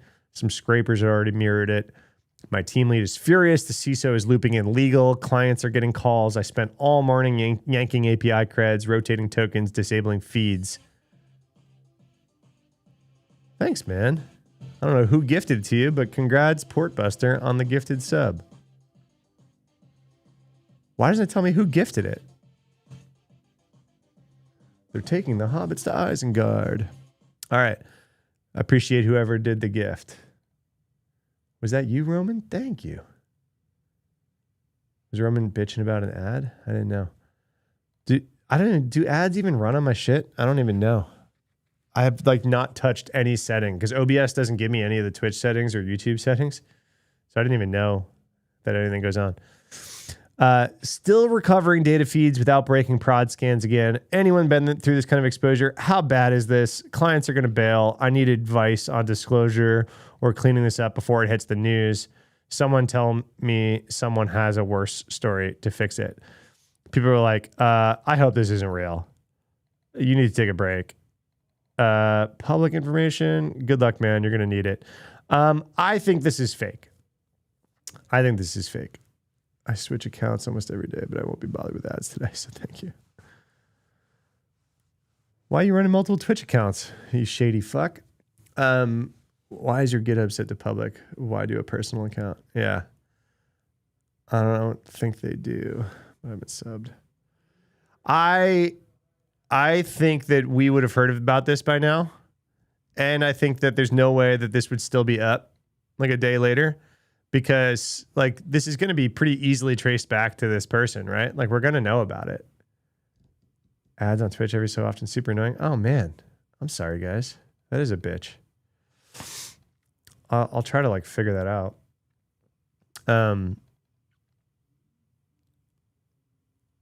Here. Hold on. I'm going to try to figure it out right now.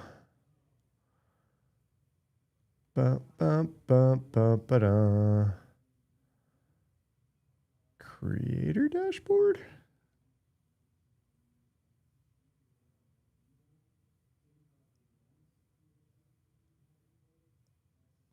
When Matt's chat. Oh no.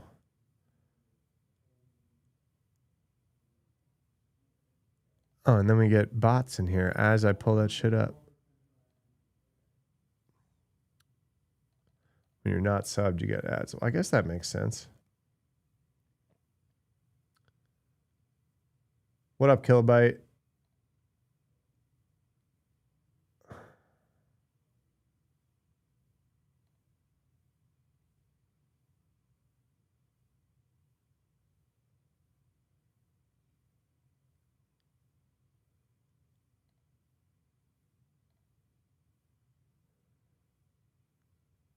Well,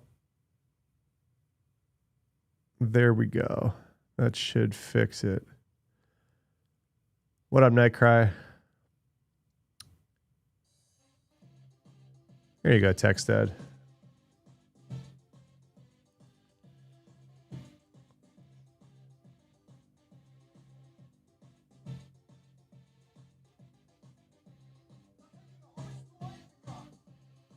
I just wanted to hear that again. Yeah. Yeah. Can't be having my regulars watching ads in here. Can't be having that.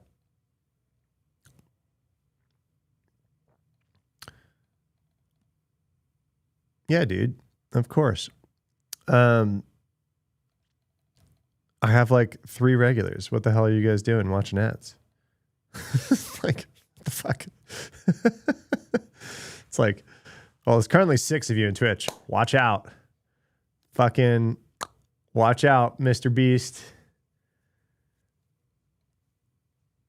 Asmongold, I'm coming for you. I got 6 people in Twitch. Are you going to Farnham Cyber HackCon? I think I'm speaking. there, Nightcry. If Bill is hanging out in chat, that's Bill's day job now. He works for Farnham. I'm just Bill's side gig. Yeah, what ads? Yeah, I mean, Twitch is a different beast. Chat more active than a 2,000 viewer stream. Yeah, because I don't bot my fucking streams. Dude, I was hanging out in a Twitter live yesterday that said it had 11,000 viewers and there was 3 messages in it. I think Twitter just like reports very, very different metrics. Yeah, Nightcry, I think I'm speaking. I'm going to try to get Farnham to give me a booth too if he's got some room. Because we kind of help each other out. If he's got like room in the back, I'd be like, yo, Vol New booth. I just want to go have somewhere to sit so people can like come hang out. There's a B-Sides Houston? Of course there is, and I didn't think about it. All right, I want 1s in chat if this is real, 2s in chat if this is fake. This Reddit story we read. 1's real, 2's fake. I want the votes.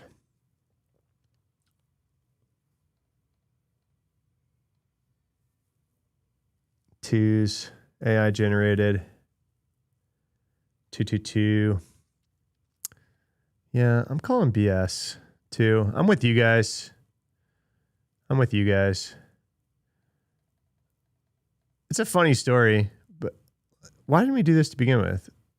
Oh yeah, it's like a complete Anon account, right? 7-month-old account. Well, it says 14 contributions. You can keep your post history hidden? Is that new? Is that a new Reddit feature? I didn't know you could do that. Too bait. Twitter counts packets sent and received as views is exactly right. We're bringing back B-Sides Houston. Will be right after CyberSec. When is it? September? I just got invited to something else in September. When is it? CyberSecCon. 15th, 16th. Yeah, motherfucker. What did I just get invited to?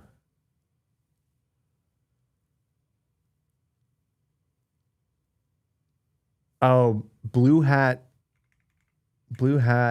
Asia.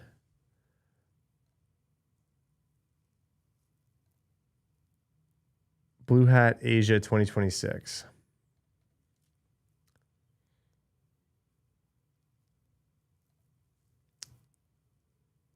No, USA. Oh man, that's soon.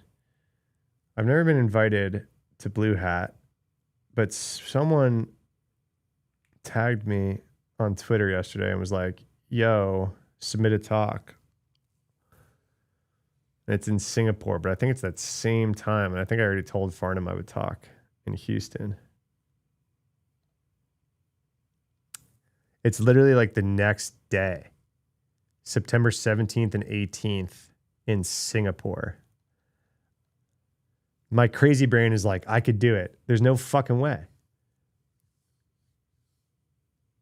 I can't leave Houston on the 16th, get there by the 17th, and like talk the 17th or 18th or something. There's no way. I would die. I've never been to Singapore. I was like, oh man, that'd be cool. Says the guy who worked at Reddit. LOL. Dude, I had nothing to do with the product. You guessed too. So Colin, you're like, maybe it's right. Made you scared as fuck thinking about using GitHub for work. Yeah, for sure. Well, you shouldn't have knitted the GitHub repo with all of the data, like rocking. You know what I mean? Like make a GitHub repo, make sure it's all set up right, and then start coding on it and like throwing data in there. Well, that sounds more interesting. I don't know if Blue Hat is more interesting. It being in Singapore is more interesting. I'd say Blue Hat is about just as interesting as cybersec. The Amazon refund ironic. Yeah, well, we're gonna watch like probably 2 or 3 ironic videos before I get off. You lived in Singapore for a bit? Do tell. Do Asia more reach for you? I don't know about that. I don't know about that.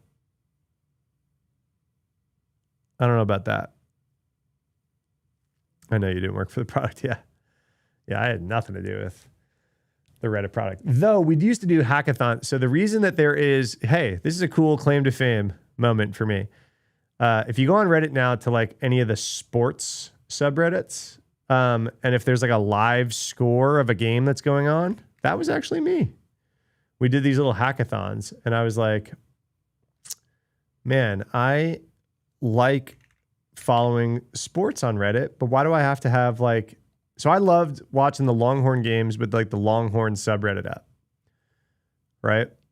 And I'd be like, oh, there's a lot of fun. You like watch all the people yap about the game, you know, whatever. I was like, why do I also have to have another thing up to like catch the score? So I was like, during one of our hackathons, I like got some people together. Like that's what you do. You come up with an idea, you put it on a board, people join it. So I got like a UI guy, product design guy, and like a backend guy. And like me, I was like the smooth brain on the team. And I worked on the ESPN API grab. I don't think in prod it's grabbing the same API that I did, but in the POC, I like wrote like a little ESPN API reader. And the prod guy wrote like the front end and it looked sick. And then the backend guy like made it work.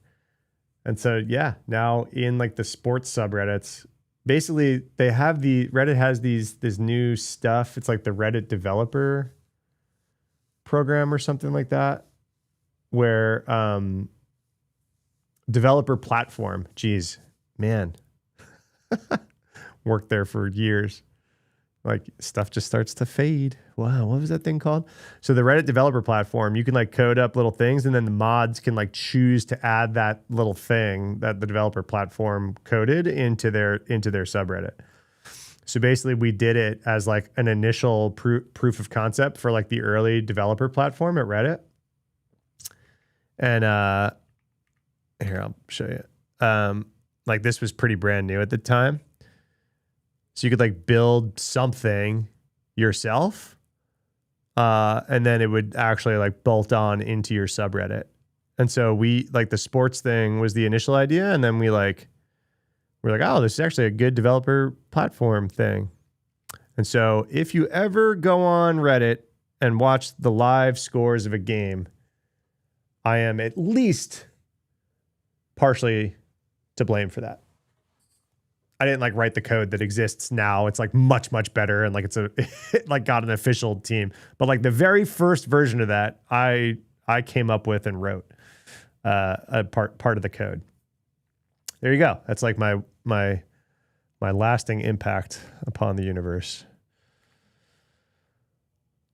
All right. Let's hit some news stories before Bill fucking kills me. He's like, got to write a newsletter about what I talk about. News articles about what I talk about. All right. Did you guys see this one? So Firefox keeps coming out. This number just keeps going up, right? Like Firefox is one of the main things that Anthropic has been like partnering with. All the flaws could have also been found by an elite human researcher, according to Mozilla. So let's see.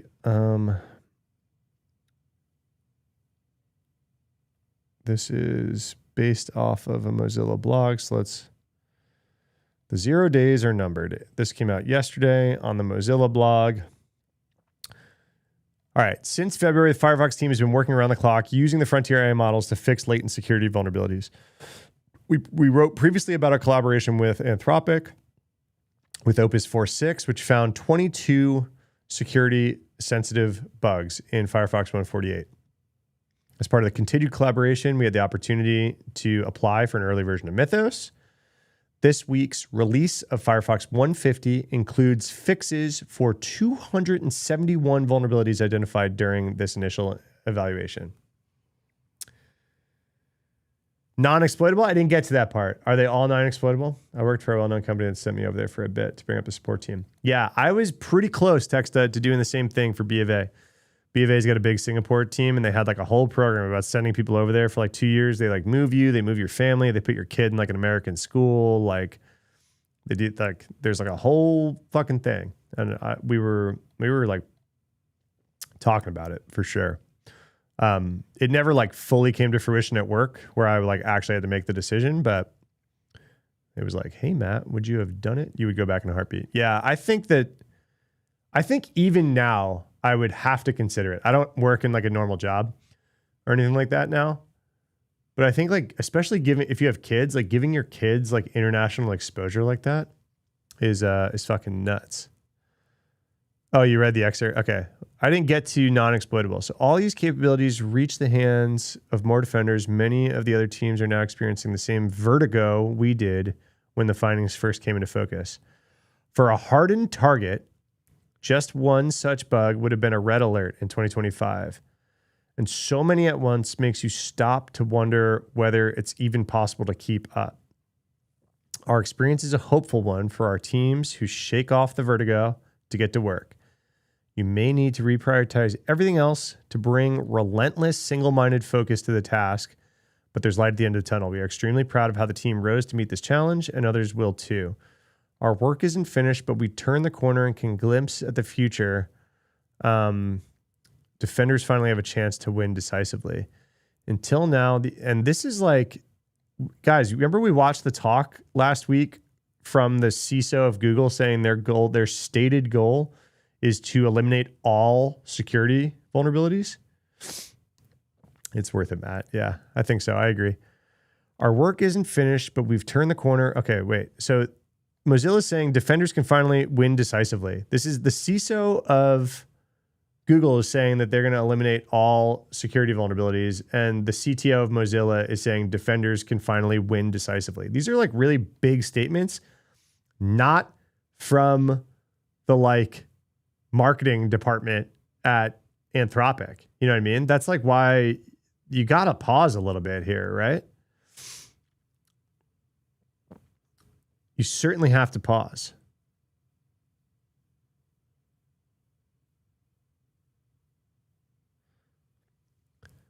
Until now, the industry has largely fought security event. Nevertheless, we've all along quietly acknowledged bringing exploits to zero was an unrealistic goal. Instead, we aim to make them expensive so only actors with functionally unlimited budgets can afford them.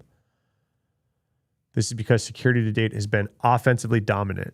The attack surface isn't infinite, but it's large enough to be difficult to defend comprehensively. We use defense in depth. Okay, blah, blah, blah, blah, blah, blah. Until recently, these largely have been dynamic analysis techniques like fuzzing. Fuzzing is quite fruitful in practice, but some parts of the code are harder to fuzz than others, leading to uneven coverage. Elite security researchers find bugs that fuzzers can't, largely by reasoning through the source code. This is effective but time-consuming, bottlenecked on scarce human expertise. This is where Mythos comes in. This can't feel terrifying in the immediate term. This can feel terrifying in the medium term, but it's ultimately great news for defenders. A gap between machine discoverable and human discoverable bugs favors the attackers, who can concentrate many months of costly human effort to find a single bug. Encouragingly, we also haven't seen any bugs that couldn't have been found by an elite human researcher. Some commentators predict that the future of AI models will unearth entirely new forms of vulnerabilities that defy our current comprehension, but we don't think so. So this doesn't say, oh, it's my daily where's the GitHub link message, followed by no follow-up about what GitHub link we're talking about. I have no idea what GitHub link we're talking about. I think this model is closed to investors because Anthropic knows people would burn tokens with no ROI because all the findings would be non-reachable and probably out of scope. by a prompt. Shout out to Manfred Paul. It doesn't say in here non-exploitable.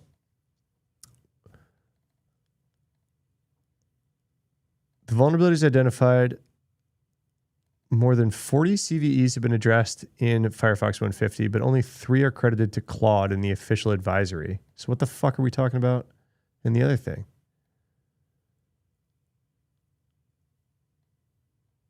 Includes fixes for 271 vulnerabilities identified during this evaluation of preview. So why do we only have 3 CVEs credited to Claude? This indicates that many of the 271 bugs were likely lower severity issues or flaws that don't meet the threshold for public CVEs. I mean, this is an assumption, right?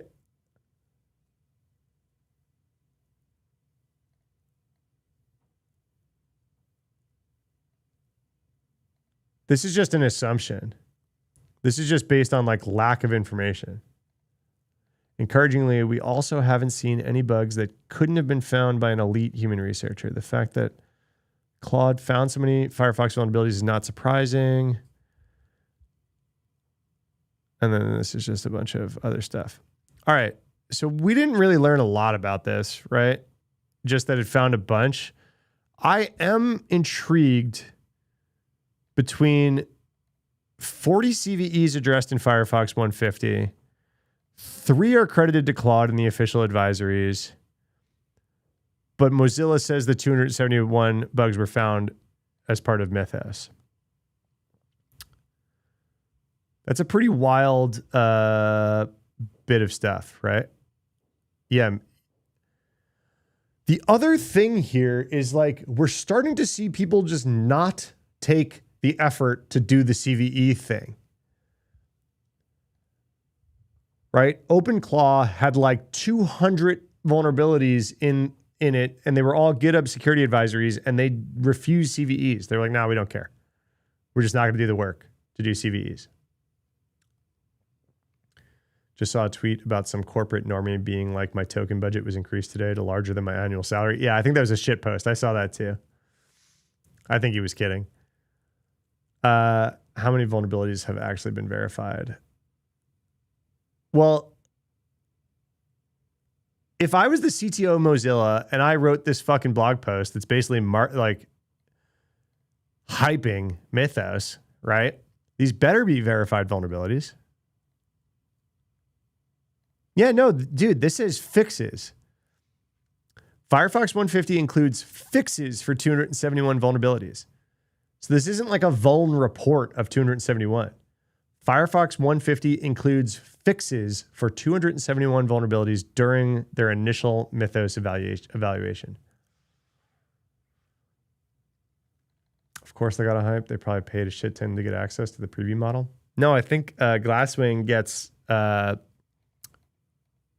like it's free or not a shit ton, right? Anthropic is like fronting the token cost.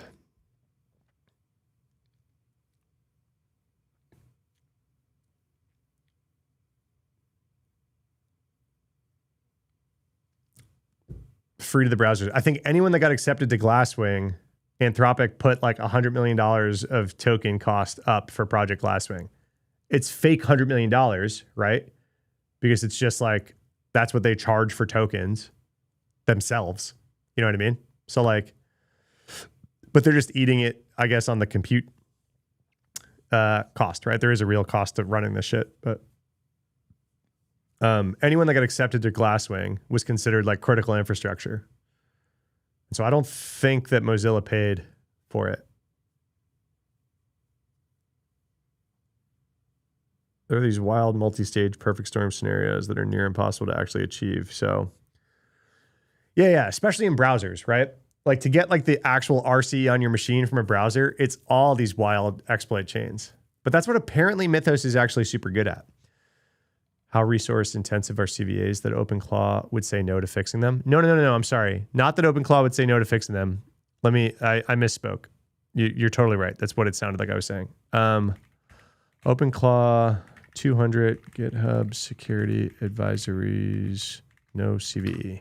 Let's See if I can find the story.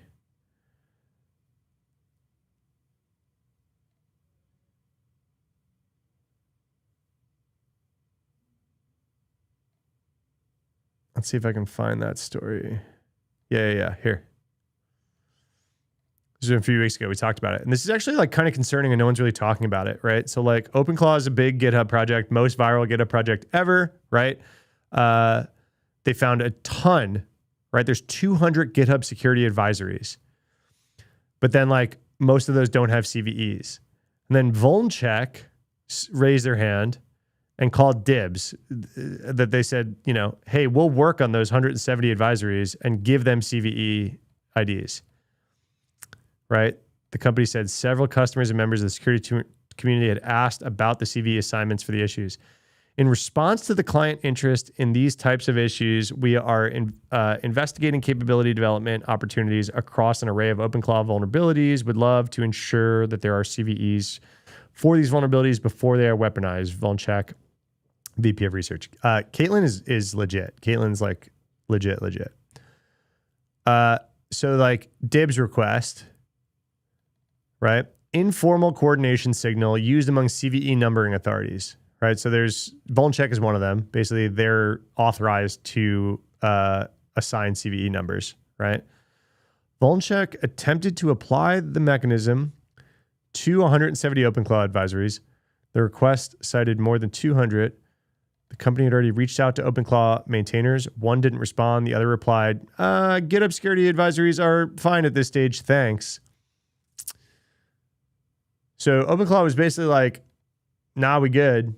Like, because non-security people don't give a shit about CVEs, right? We all care because like a lot of our ecosystems like run off of this shit. A lot of our tools run off this shit. The issue on GitHub was later closed. VulnCheck acknowledged that a mass dibs request was likely not the right format. CVE assignment for the individual advisories may still happen through other paths. But like this just brought up like a really, really good point that not a lot of people were talking about, right? Which was like, there's this divide over like the whole industry runs on CVEs, but coding is now going to move at like breakneck pace. And the coders, especially citizen coders, don't give a flying shit about CVEs. So are we just going to like all of a sudden have disparate piles of vulnerability data instead of this centralized source? Because didn't NVD just get neutered too? Like the National Vulnerability Database just got neutered also, which is like what other people build off of. If you don't build off of CVEs, sometimes you build off of NVD. And I think NVD got snipped too. There are a lot of vulnerabilities in OpenClaw that are being tracked by GitHub but aren't getting CVE IDs. I mean, so yeah, OpenClaw is just like a part of this, right? It's not the whole shebang.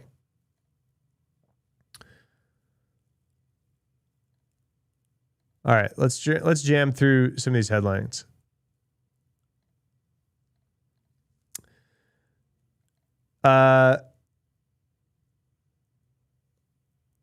So anyway, it seems like the Firefox things are legit, right? All right, there's a new NPM supply chain attack that you guys need to know about. This came out at 9 o'clock this morning. Because of course there is. Team PCP. It's similar with Team PCP's canister worm, but they could not confidently attribute to them. So here are the 16 packages already compromised in this new attack. A set of 16 packages. The packages are used in AI agent tooling. Do we have a, Socket wrote about it? NPI package is hit with NPM PCP style canister worm. Do we know like how popular these things are?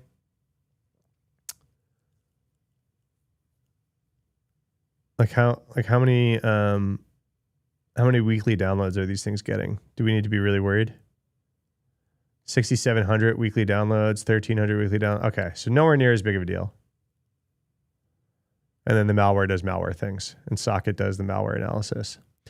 All right, so not as scary, right?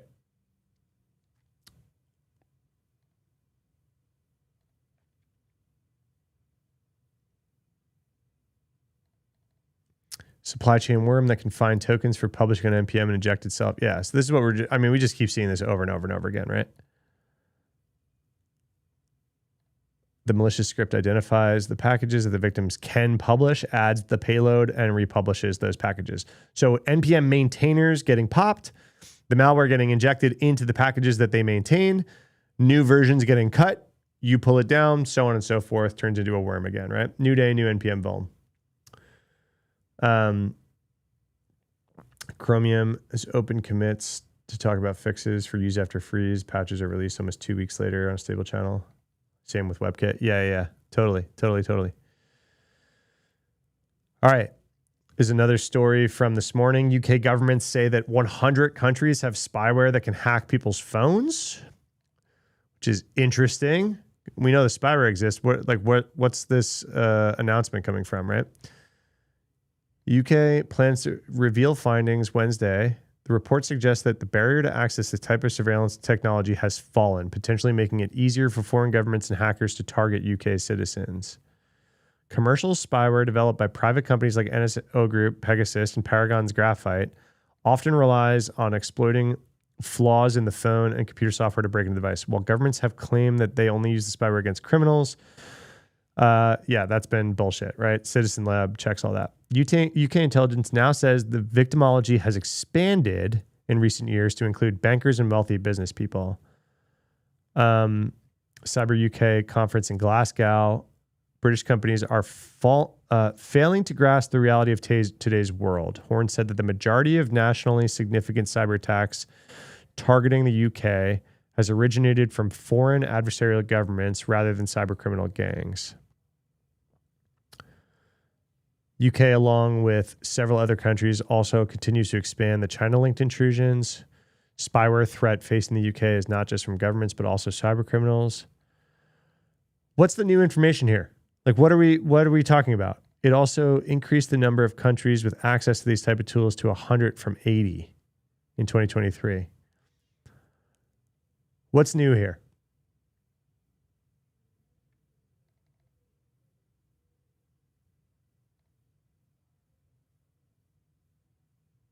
Believes that around 100 companies have procured cyber intrusions. What? Of course, Mythos threat is an H2 tag.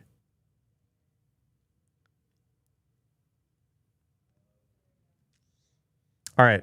Sorry. That headline got me. They headline sniped me. I think that's a bullshit story. Nuked.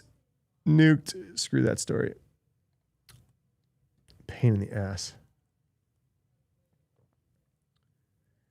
NPM starting to make Fortinet look secure. Oh, man. What's new is that they're admitting it. I don't know. That was weird. All right. 2 Americans sentenced for helping North Korea steal $5 million in fake IT worker scheme. Okay. So we've been tracking these guys, right? It's the same people that we knew got arrested, right? Oh, no, this is new. New Jersey residents. I knew someone in Tennessee and someone in Arizona that got arrested for this. So we have sentencing of these 2 New Jersey residents accused of providing infrastructure for laptop farms. What was their sentence? Prosecutor said, yeah, we know you guys have heard me talk about this. What's the sentence?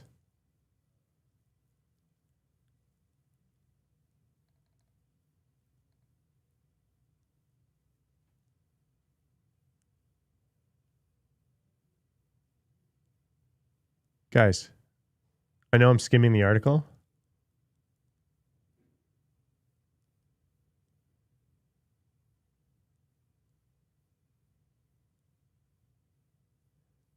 Come on. If you're sentenced, tell me the sentence.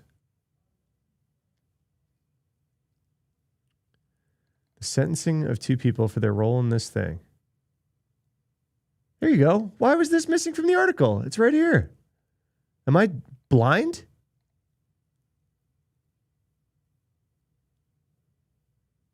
$108 months, right? 108. Nowhere in article. Why the fuck would we write an article about the sentencing and not include the sentence? Sorry, that's annoying. In September, he pleaded guilty. In Massachusetts, he was sentenced to 108 months in prison for running a laptop farm for North Korea. This guy was sentenced to 92 months in prison. Again, District of Massachusetts. The United States has already received $400,000 of the ordered forfeiture amount. The court also ordered Kijiwang to pay a judgment of $29,000 in restitution. These sentencings should act as a deterrent to foreign individuals and entities attempting to illegally access or export criminal. Blah, blah, blah, blah, blah, blah, blah, blah, blah. They created shell companies with corresponding financial accounts, including Hopana Tech LLC, Tony WKJ LLC, Independent Lab LLC, to make it appear as though overseas IT workers were affiliated with legitimate U.S. businesses. In fact, these companies had no employees or operations, existed only to further the scheme and enable the defendants and their co-conspirators to receive proceeds from the scheme.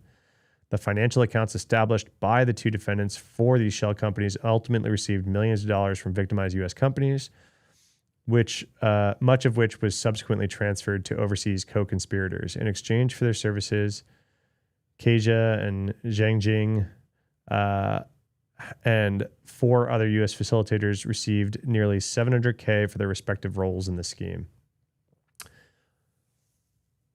108 months. Dock time is 65%. So like a clean 2.5 years. Wire fraud. Yeah.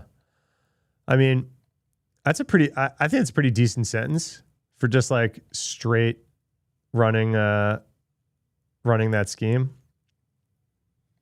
We talked about this yesterday. Sorry, I've got some old articles from yesterday still up. Iran claims U.S. used backdoors to knock out networking equipment during the war. So we've been seeing this, right? Like the cyber component of kinetic warfare. Like we saw it in Venezuela, like the power went out before they went in and scooped up the guy. So Iran is saying the spicy word here is backdoor, right? Oh, that's a .ir site. I don't want to click that. Reports from Iran hardware made by Cisco, Juniper, Fortinet, Mercotic, either rebooted or disconnected during recent attacks on Iran, despite the regime disconnecting the nation from the internet. Well, that's kind of wild. The report suggests that's only possible because someone, probably the U.S., can sabotage the equipment at will. This is like why we don't buy the Huawei stuff, right? Is what we're scared of here. And why TP-Link is on the ropes. The report linked above hypothesizes, okay, that a hidden backdoor in firmware or bootloader allowed remote attacks at predetermined times or can be activated by a signal from satellite. In either scenario, the U.S. uses the backdoor to bring down the networks at the most inconvenient moment for Iran. I mean, hypothesizes, first of all. Second of all, from satellite?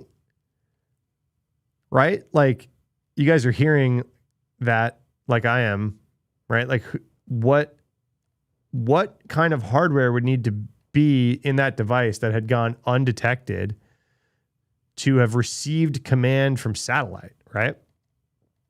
The thrust of the Iranian stories we've seen the US-based vendors are complicit in the installation of backdoors. Another scenario Iranian reports float is that someone had installed a botnet on networking equipment and therefore had been able to target devices. Yeah, I think this is much more likely, right? I think this is like a little bit far-fetched. I mean, I'm not here to claim that like the US doesn't have like weird capabilities that they could pull out of a bag in the time of war. I mean, that's like, it's what we do, right?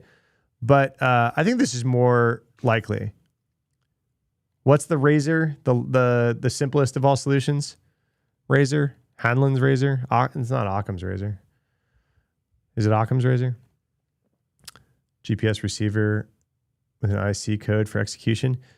Yeah, but like, if they're cut off from the internet,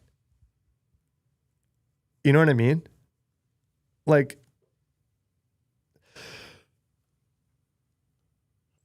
maybe I'm like overcomplicating it to like think that they would need to have not realized some other stuff. It is Occam Razor. Okay. I think the simpler solution is that these things were popped, right? It's like, oh, you fell behind on patches, or we have 0 days that we used and that these were hacked, right? And that we had command and control that didn't need internet access. It would make sense that we would have C2s in Iran that could talk to stuff if we were hacking devices, right? Iran's internet mostly closed. Impossible to verify reports of the mass outage. The USA possesses the ability to conduct attacks in cyberspace. It's not a doubt. Yeah, I talked about the Venezuela thing, right? Trump and Dan Kane, chairman of the Joint Chiefs, alluded to online the action being one element of the operation. Kane also said U.S. Cyber Command assisted with the June 2025 Operation Midnight Hammer attack on Iran without elaborating on the agency's role. Whatever's going on, Chinese state media seized on the Iranian report to restate Beijing's position that China is a pacifist in cyberspace and that the U.S. is the real cyber villain. Okay. Sure. Has argued that Volt Typhoon attacks, which the Five Eyes nations agree was Chinese attack on critical infrastructure, were a false flag operation run by U.S. intelligence community to give credibility when smearing China. Chinese state media has given credence to the Iranian reports and even published the cartoon below to express Beijing's feelings about the alleged events in Iran. Why does Chinese state media publish cartoons with English characters on it? Is an interesting question to ask. Who's the propaganda for?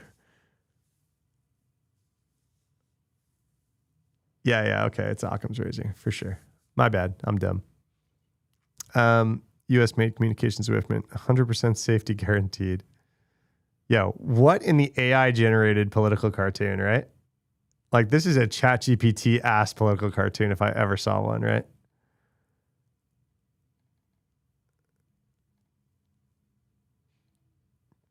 While propaganda shenanigans play out, outage watch. I don't know. Interesting to talk about, at least, right?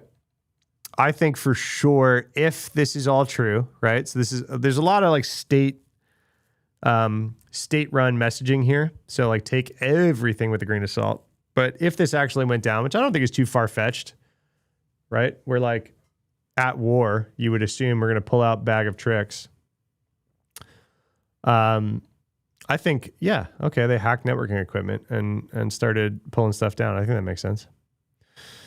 We talked about this yesterday, but it started to hit the actual news sphere about the Roblox cheats, right? I think I was pulling it together on some of the threat intel forums, but now we've got news stories about the Luma Stealer being slipped into a Roblox game exploit into that employee of Context.ai, which led to the OAuth token being stolen of the Vercel employee.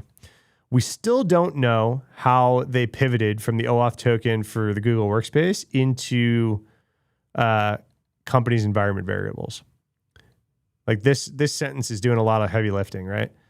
Take over employees' Vercel Google Workspace account, which then enabled them to gain access to Vercel environment variables, which were not marked as sensitive. That, like, this comma which enabled is there's some question marks in there. The Lego Iran videos are in English too. Never thought about that. Yeah, right? Propaganda not for them. That's definitely for us, right? Company said a limited number of its customers are impacted and are immediately advised. Yeah. So there's no new news in here, but just FYI, this is like hitting the news sphere now. These Teams phishing attacks in help desk impersonation. So guys, I've long now called this on video the number one attack to try to make sure you stop in 2026, right? These help desk impersonations are exactly what we're seeing more and more of. And if you do not have a solution for it, if you don't have your answer for how your team is solving this, literally don't do anything else. Like literally nothing else on your security roadmap should be above figuring out your story for this. This is like in any way, this is the SMS scattered spider spree of 2022. Like We all knew we needed an answer for that then. And the answer was YubiKeys, by the way. What's the answer now? Like, what is your weakest link on this IT help desk, like, thing going on here? This is it. So now Teams is like another thing. The thing that weirds me out about Teams, I've never actually wound up working somewhere that was a Teams shop. Any of the Microsoft shops that I worked at were before Teams like had a stranglehold on everything. But like, why can external parties send stuff onto Teams? Like, how can someone that doesn't work at your company start sending Teams messages? Like, that's not a thing at Slack. I can't get like random messages from people that aren't in my Slack in Slack, right? So the hackers impersonate IT staff to contact employees through cross-tenant chats and trick them into providing remote access for data theft. So threat actors are increasingly abusing external Microsoft Teams collaboration to impersonate IT and help desk personnel and convince them to grant access. But I just don't understand, like, this external organization thing, right? Microsoft describes a 9-stage attack chain that begins with the threat actor contacting the target via an external Teams chat. Why is external Teams chat? Why is that a thing? Posing as a member of the company's IT staff, claiming that they need to address an account issue, right? Even though it warns that it's external all over it. Hey, this is IT assistants reaching out. We've identified that you may be experiencing a technical issue. I mean, this is just their number one playbook on the phone anyway, right? Hey, calling from Microsoft. You have a virus. We're here to help. I mean, this playbook has just been printing money for them forever. They drop a small payload in the bundle. What do? The attacker performs quick reconnaissance using Command Shell. So the remote support session via Quick Assist gives them direct control of the employee's machine. They do some PowerShell stuff, check privileges, domain membership, network reachability to evaluate the potential for lateral movement. Drop a small payload bundle in the user writable locations, program data. Execute the malicious code through a trusted signed application like Autodesk, Adobe Acrobat, error reporting via DLL sideloading. The HTTPS comms to the C2 established this way blends into normal outbound traffic. And with the infection established and persistence secured via Windows registry modifications, the attackers proceed to abuse Windows remote management to move laterally through the network, targeting domain joined systems and high-value assets such as domain controllers. There you go. There's the chain. I just don't understand how this like first couple chain system works. Like, what the fuck's going on in Teams? Teams, you okay?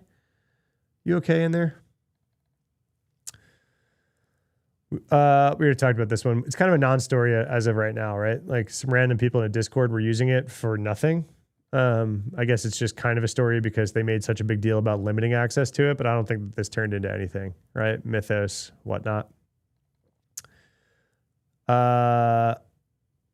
Oh, we talked about this the other day. Sorry, I pulled that up. I didn't realize it wasn't new. This I thought was kind of interesting. A Bluetooth tracker hidden in a postcard mailed to a warship exposed its location. What is it? An AirTag? Oh, it's a cheaper generic version of an AirTag for $5. The fact that it was mailed meant that spies do not even need to go near the ship to place a tracker on the Navy ship. I mean, that's just wild. It's not even that interesting of a story. I think you can get the gist from the headline, right? But that's that. What else we got? All right, I think those are the headlines I had pulled up. Do you guys want to watch any? I could pull up Mallory real quick.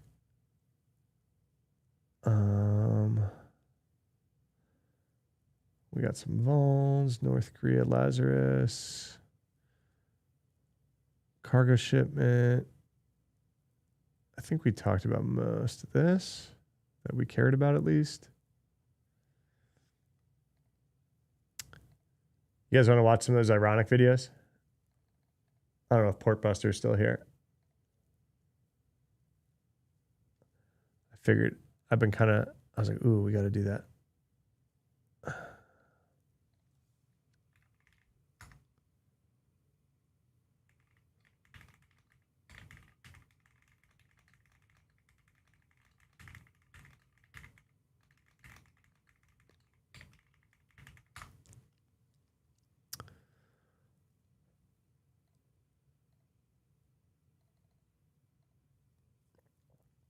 Let's do it. We're going to do it. Watch a 10-minute one. Hold on. You've been playing chess? Nice. I'm a chess player. Well, I kind of suck nowadays. It's not going to let me click the link. Which one is that? 3G something or other. 10-minute one. Boop. There's a few 10-minute ones. Boop. I'm looking in the YouTube slug for the link that you sent me. This one. 3G. That's 24-minute. Mistake cost the hacker 10 million. Oh, 10 million, not 10 minute. Yeah, got it. All right, let's do it. This is my new favorite channel. Thank you, Portbuster. We're going to watch one of these videos. If you guys didn't watch these yesterday with us, it's like all about hackers getting caught and cyber criminal stuff. And it goes into pretty good detail about their operations behind it and kind of like the OPSEC failures that happened too. Right? So this is just kind of fun all around. I certainly went into a whole researching kind of the modern ways that they turn the crypto into real money. Because a lot of the mixers and shit that I definitely like had in the back of my head, like apparently mixers don't exist anymore. Like that's like gone, right? And then there was this one called like Tornado Cash, but even that is like red alarms if anything touches Tornado Cash or something like that. So there's like, it's like a super fast evolving tip of the spear of cybercrime around like, OFAC sanctions and stuff like this really stopped it. So like even some of the modern stuff from like late 2025, there was like a thing that people could do to like, to cash out, and even that got shut down. So like, it's kind of cat and mouse, and the cyber criminals are having to stay at the tip of the spear of this stuff to actually cash out. But I literally, like, even after all this research, I've come to the conclusion that I do not think that it is possible if you're in a Western country, you know, US or US like cooperating country, I don't think it's possible to do any of this shit and not wind up getting caught. Like, cause like you watch these videos and you're like, oh, there's OPSEC failures. Like, oh, this guy's mom told on him, or, you know, this guy was on Discord talking about flexing his wallets. And it's just like, oh, could you just not get caught if you just didn't do that kind of shit? If you just like quietly were like, whatever. No, I don't think so, man. I don't think you can actually get money. I think you could run these scams, get a bunch of crypto, and then just never touch it. Just watch the crypto high score go up. But I literally do not think it's possible to not get caught if you wind up trying to cash out.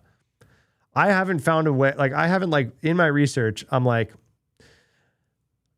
I don't understand. I feel like you're playing a losing game.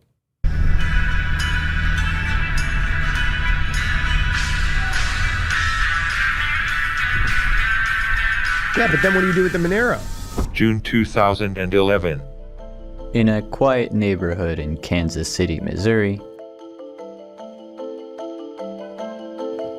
13-year-old boy sits in his room, playing games like RuneScape and Club Penguin.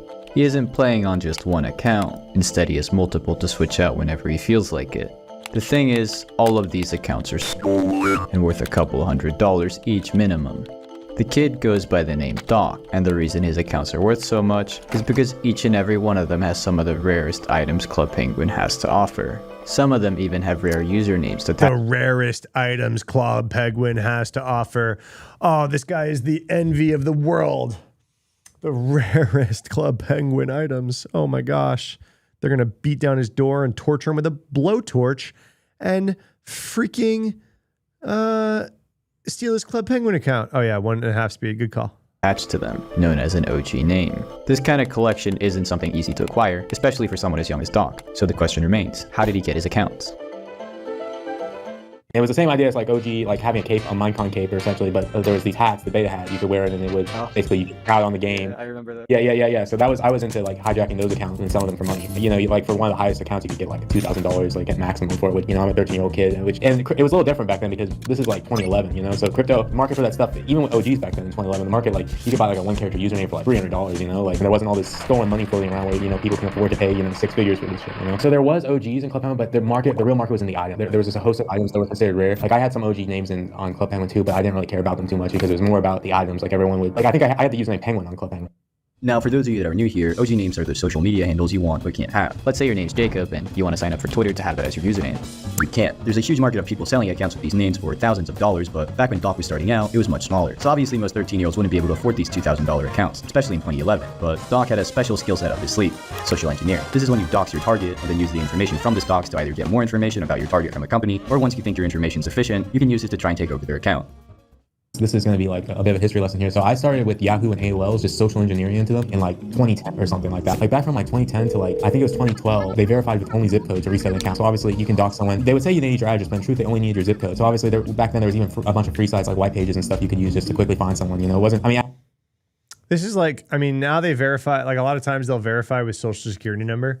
This is like one of the things that Brian Krebs like kept getting, like his PayPal account just kept getting taken over. Because his social security number is public, because he's been part of data breaches. You can't change your social security number.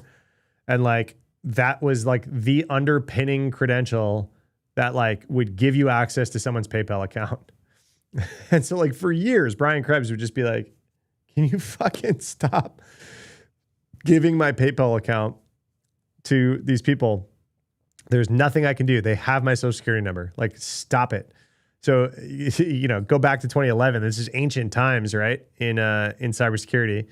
This is the old days, right? It's like, oh, they were doing it on zip code. It's like, what's your zip code? Oh, yeah, sure. We'll reset your account.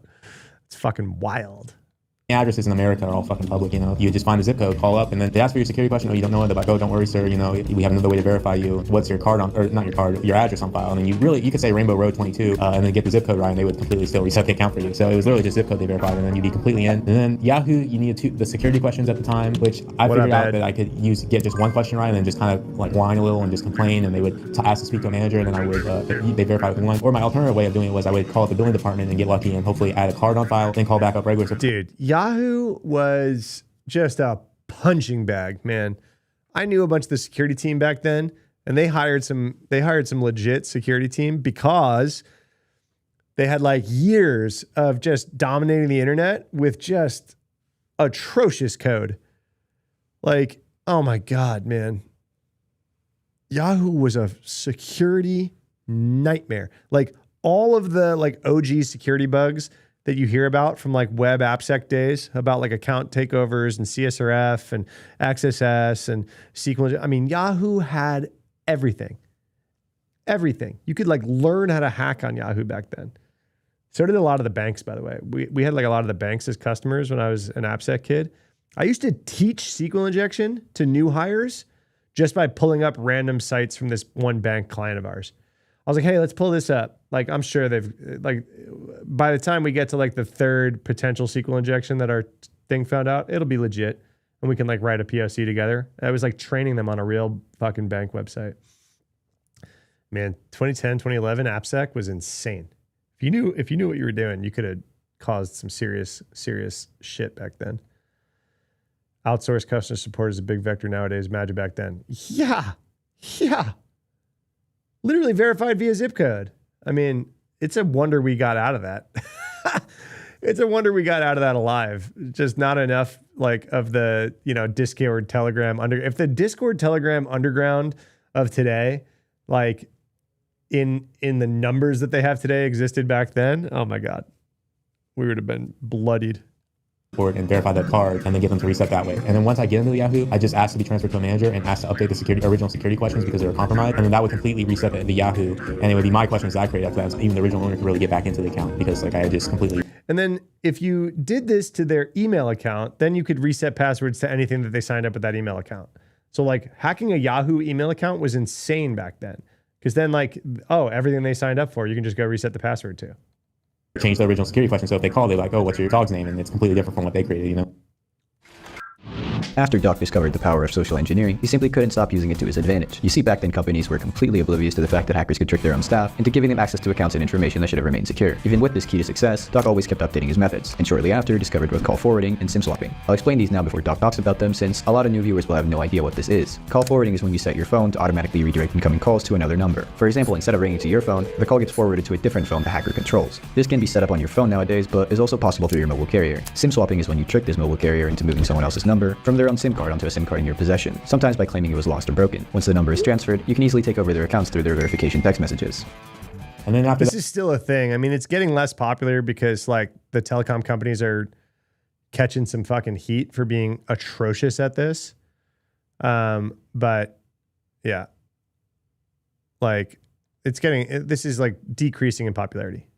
that, started getting a little more tech savvy with stuff. So I started finding vulnerabilities with my friends, people like Phobia and stuff, and he finds something, I find something. So there was times where I had just straight up account takeover methods like for AOL where I could just instantly reset anyone's account or instantly find their billing information that I could use to call up. So there's stuff like that. And obviously we did call forwarding a lot in like 2014. There was a method with Gmail where you could change the radio value in the HTML to radio like 2 or something, and it would just automatically call them instead of texting them. So obviously you could call forward. We hadn't gotten into SIM swapping yet, really. I mean, mostly we were just using a mixture of social engineering and call forwarding on like Hotmail, because Hotmail used to have the options where you could text or you could call them. But then eventually it came into SIM swapping like 2015. I want to say this was my first introduction to getting like text online. I'm not sure if you've heard the name like and stuff. Yeah.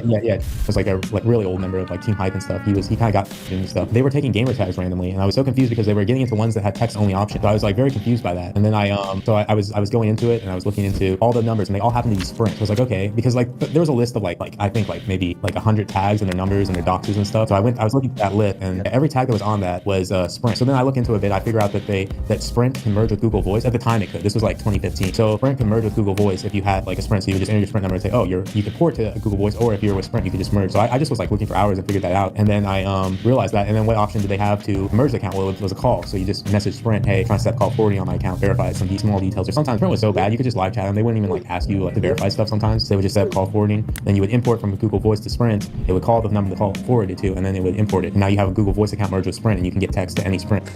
So the attacker's Google Voice account merged with the real Sprint number with like no verification back then. Just like, hey, I need to do this. That's wild.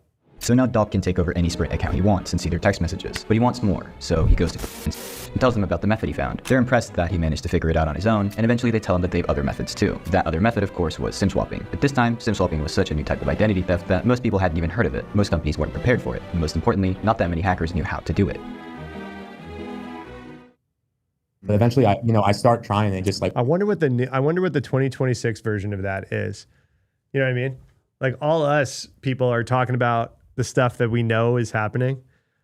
I wonder what like the 2026 version of like, oh man, only a few people are doing this out there right now, and they're doing it like in little dribs and drabs, super targeted.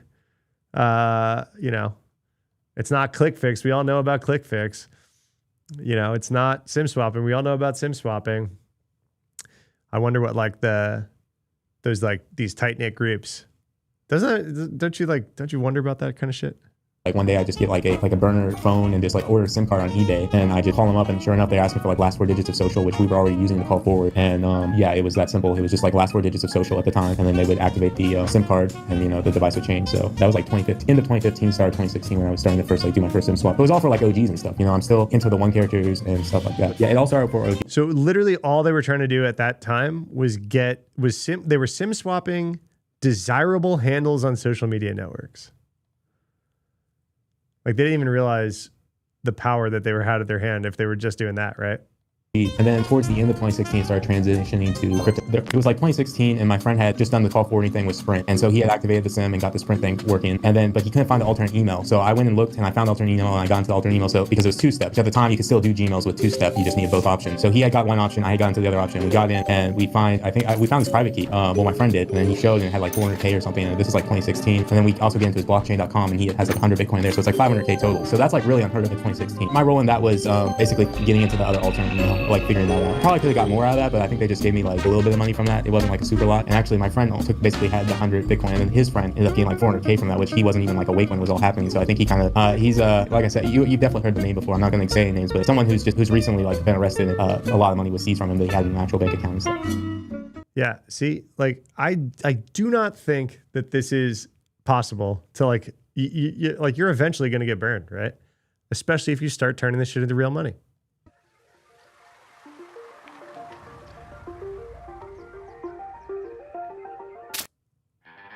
Now at this point, Doc has basically run out of targets to steal OG names from. Besides, it wasn't even that exciting anymore since he'd usually just end up selling them for Bitcoin anyway. So why not just skip the middleman and go straight for stealing cryptocurrency? He's looking through the top 200 altcoin projects, looking at the team behind each coin, and most importantly, their CTOs. Of course, hacking into the technical people and finding money was always great, but an even bigger find was if Doc found a presale list in their emails. This list would have the names of their investors, their Ethereum address, and how much money they've invested. A pretty decent place to start targeting them. Still, this wasn't the only thing Doc was doing to get his target's accounts. He was still finding bugs on the mobile carrier websites like Verizon, and this would be important for later. I found plenty of bugs on Verizon and T-Mobile. Like T-Mobile and Verizon were littered with bugs. Like I had a vulnerability that exposed IMSI, which is actually referenced in like an API hacking handbook or something. Like they reference it, but it exposed IMSI, and IMSI is a little interesting because that can actually be used for SS7 attacks. So no SIM swapping needed. Because basically with an SS7 attack is what you're doing is you're intercepting traffic, but for you to connect to the cell phone tower, you need the IMSI number, which is supposed to be private. It's different from like a SIM card number or an IMEI. Typically what people do with SS7 attacks is they'll connect to the SS7 network and then they'll try to sniff for different like IMSIs and stuff. But if you know the IMSI, you can just instantly get the person's text. So I found a bug that completely exposed IMSI. So technically you could have done SS7 attacks, stuff like that. I found a bug when Verizon switched over to verifying with account. The SS7 stuff's wild. Like the more you read about that, the more you're like, oh shit, you know, how'd we ever engineer our way around that? That's like absolutely crazy attack. It's a deep rabbit hole.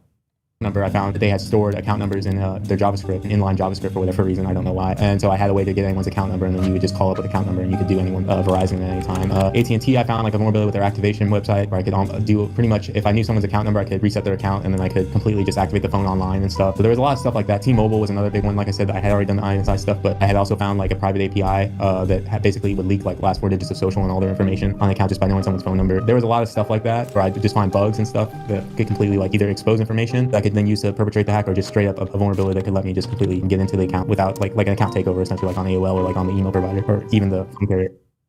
Shortly after this, Doc finds his big target, but before he can even get started, Yeah, I got swatted before. Said, you know, I got swatted for a username. I think it was Darkness on Twitter. I just didn't give up the username, so they're like, okay, we're gonna swat you. So they did. That was the only time I got swatted. I got raided twice though, because for like taking an AOL to a like big Instagram page. That was actually the first time I got raided, but like nothing like serious came of it. You know, I got like a misdemeanor or something for that. So that was actually my original arrest. This was just a small bump in the road. The feds didn't know shit, so he knew he could carry on freely. I mean, they hadn't even found his Bitcoin stash. September 17th, 2018. It's time for Doc to start working on his big hit, a big blockchain company named Crowd Machine. They had recently launched an altcoin with I don't understand how he got raided for those AOL hacks. So he must, you know, if they knew where he was, knew he was home, knew all this stuff, like how did they not know the rest of it then? You know what I mean? Like if they were able to like find enough to raid him and know where he was based on some of those hacks. I don't know. It's a little weird, right? a market cap of around $100 million, holding around 20% of that themselves. He's got basically everything he needs. He's got a new gauth exploit that lets him bypass Google Authenticator. He's got access to the CEO's account, and for the most part, he knows exactly what he's looking for. There's just one thing left to do. Because he had to put additional risk on himself by playing every part of this heist, Doc decided that he didn't want to pull this off from his own house. Plus, the feds had already came to visit now, so it just didn't feel right. So he decides to take a trip far, far away. All the way to Oklahoma, where nobody knows him. He books a room at a Hilton Hotel on the west side of Oklahoma City for a couple of nights. As soon as he's checked in, he puts the Do Not Disturb sign on the door of his room. Now it's time to get to work. There was a bug in Gmail at the time where you could bypass gauth at the time. I'm not gonna go into details because I'm never sure if this was like completely patched or anything. But basically for that, I didn't want other people to know how to bypass gauth in like Tuesday because I don't know if this was completely patched. Some of these people are bullshitters. Yeah, that's true. then everyone would have been doing it when it got patched quick. So basically I was able to reset Gmails with just one option. I mean, I can corroborate all those web bugs that he's talking about were shit that I was paid to find back in the day on these websites, right? He's doing bug bounties nowadays. Cool. Like you knew someone's phone number. You were able to get their social out of AT&T. Like all that kind of shit was like my all day, every day life. Like I got paid to do it, but like name the biggest companies, you know, and like we found that shit all day for like a decade, right? AppSec's like a little bit crazier these days. Modern web frameworks solved a lot of it, but like that kind of stuff, you know what I mean? Like, yeah, no, that was just everywhere. and bypass GEOS. So that's why I was actually the holder of this one. I was also the caller, and I was also the person who got into the GEOS. The holder holds the physical blank SIM card and burner phone. The caller does the social engineering. The targeter compromises the victim's email and finds... and found the private keys and stuff. So in this case, I did all of that stuff. Then from there... So what happened originally is I found like 3 or 4 mil in his Google Drive backup. He had a MetaMask seed, I think. And then there I reset the technical guys stuff, and they had files to send out, like the pre-sale people and just like people that bought the coin. Like they had their whole, like they automated it basically. And obviously to send out crypto, you're gonna need a file with the private key and the Ethereum address in it just to make the script work. So they had that script there, and it was their crowd sale wallet, and it had another, like I said, like 16 or like 17 million. So that was like 20 million total. Like I said, I took 15 million, and then I left the 5 million in there, and I tried sending a mil back to them in good faith and said, hey, listen, like if you give us so and so money, then blah blah. Like there you go. Then we'll hand over the thing. After sending this message to the CEO, Doc is certain he will get away with the millions. I mean, he hasn't sold the tokens yet because he didn't want to crash the price of the coin, but he's pretty confident that Crowd Machine will want to make a deal with him. He of course knows that they'll contact the FBI to report the stolen coins, but he still decides to stay at the room for a few more days, most likely to launder the money through anonymous crypto exchanges. Finally, on September 24th, his cousin comes to pick him up, and he checks out of the hotel. The first thing on the agenda is to find a place to destroy the laptop and the phone to get rid of them, but first, you need to stop to get some gas. You pull into a petrol station on the way out of Oklahoma, where suddenly another car pulls up close to you. 2 men step out. They're staring at you. This makes you paranoid, and you start thinking back on your operation and whether you made any mistake. But before you get the chance, they're approaching. At first, you think you're getting robbed before they reveal their secret service. They ask you, hey, do you go by an alias, Doc perhaps? He was tracked that fast? He was tracked out of the hotel?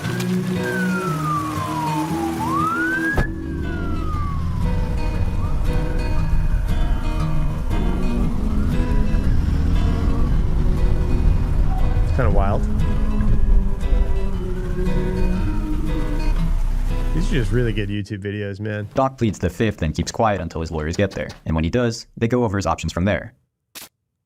First of all, I'm in Oklahoma because I think I'm being smart because I'm like, okay, they're starting to track on with cell phone towers. I don't want to be anywhere near Kansas City, Missouri, where I live, because like the cell phone will ping off that. So I'm worried about that. But I'm still going into Walmart buying a phone. I'm buying with cash, so I'm not being completely stupid. But there's still cameras there seeing me buy this phone and buy this SIM card. So I'm not being the smartest there. So that's my first fuck up. My second fuck up, and this one is the one that actually got me fucked, is when I was exploring that vulnerability to bypass two-step, my hotel IP somehow slipped. I don't know if my VPN. I still honestly was very shocked. And my lawyer told me like, hey, they got your hotel IP, and that's basically how they did it, because I thought I had done everything right. But I think when I was exploring the vulnerability, my IP must have like slipped up or something, and basically my hotel IP was linked. Now, at the time, a lot of my friends have gone arrested. Joel's arrested, Ricky's arrested. They've seized their computer. There's other people that have gone arrested. I think David's arrested, but I wasn't really friends with him. But I think somehow, obviously, the name Joseph Harris Doc got out, and then so they were already aware of me. They probably just needed some evidence to pin me with, and this was it. And I have a hotel. They see everyone. They look who all the people staying at the hotel. They see Joseph Harris is staying at the hotel. Well, that's a red flag right there. So I'm done. I'm toast. There's no in ends or buts. Like they've got all the evidence they need if I have the phone used to perpetrate the hack on me.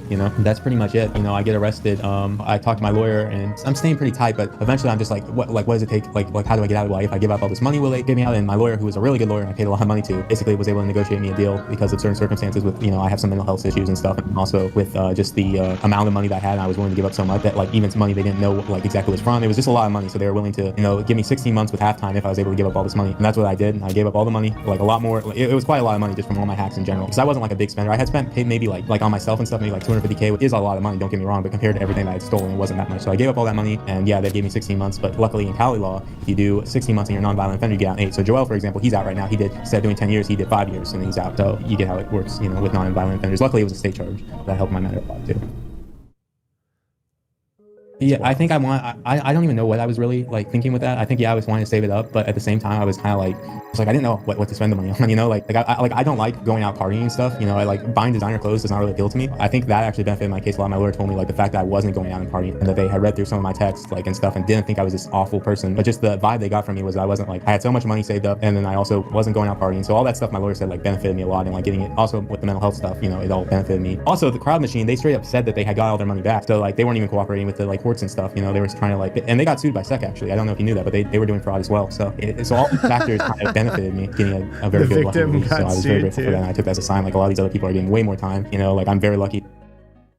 Yeah, only So 8 months after you is got out, insane. what was the first thing you did? So, I mean, at first I'm pretty lost, but like I start eventually like looking into vulnerabilities again. You know, I start with, I heard there was an Xbox vulnerability to get anyone's email. So I looked for that. I managed to find it. It was just an IDOR via the cookie. So essentially when I would swap out a cookie value, you could change the cookie value to the user ID of that Xbox account, which Xbox IDs are public. So from there, you just swap out the user ID and then it would show anyone's email. I have a video of it on my YouTube. And I start doing this. I'm just looking for bugs. I find a Google vulnerability that's actually really major. It has to do with sign in with Google. It basically, what I'm able to do is companies that you sign in with Google, for example, Dropbox or Slack, you sign in with Google, it would just blindly trust you and automatically sign you in if you're using a Google account. Now the thing is, Google accounts can also be Hotmails, Yahoos, and other emails. To verify that you own that email, you have to send a code. So I was able to exploit the request that was being sent out and change the parameters around a bit, which allowed me to send the code to an email I control instead of the Hotmail or Yahoo. So from there, I have the code now and I've successfully verified the Yahoo as the Google account. So then I just use sign in with Google on Dropbox or sign in with Google on Slack, and it automatically signs me into the person's email that has that Yahoo email. I can take over essentially any Slack or Dropbox as long as they aren't at gmail.com. I mean, this was my address, life as long as they for don't like already have a 10 Google years. account. And this doesn't The just kinds work of for bugs like he's talking Dropbox and about. Slack. There's like tons of other people that use sign in with Google and don't set up proper authorization. So essentially they just blindly trust Google, and since I have a Hotmail variant, it's automatically signed me into that Hotmail account email address. I mean, obviously I think it's pretty obvious I could have made millions with that, you know, but I'd rather report it to Google, and I reported Dropbox and I got payout from a few different companies, and that's what put me in the Google Hall of Fame. So that was another big bug I found recently. You know, I found some Verizon ones dealing with race conditions. I found an AT&T logic flaw recently, which they had improper input sanitization. I was basically able to take over anyone's AT&T online account. There's tons of stuff like that. So that's what I'm up to now. I've been in Microsoft Hall of Fame a bunch. Jail was such like an eye opener for me. Like it completely like just changed my outlook on things. Like I don't want to be in a cage first off, and it gave me some plenty of time to think back to like the people I was stealing from. Like in a lot of cases, these are victims. There are some cases where sure there's like a big company and yeah they might be doing fraud, but you say you fuck with the company. Well, think about the little investors now that are impacted. Like. As of today, Doc is still bug hunting, and he earns a pretty good living with it. He's learned his lesson and now only uses his skills for good. You see, for Doc it was never about the money, it was merely a symbol of his skill. He's practically still doing the exact same thing, but this time with a sense of repurpose. He's asked me to link some places to get started learning for those of you interested in bug bounties, which I'll leave in the description, but besides that, that's all we have for you today. He's on YouTube too, huh?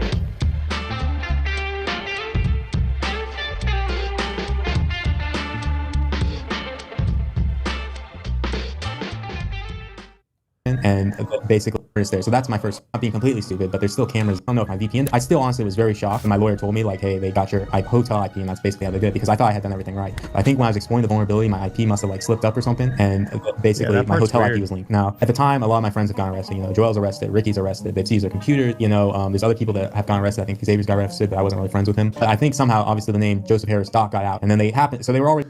That's super interesting. He's got a YouTube channel too, huh?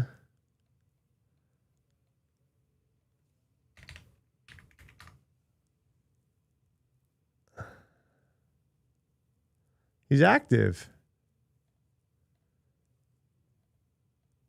It's active. Hell yeah, man. That's awesome.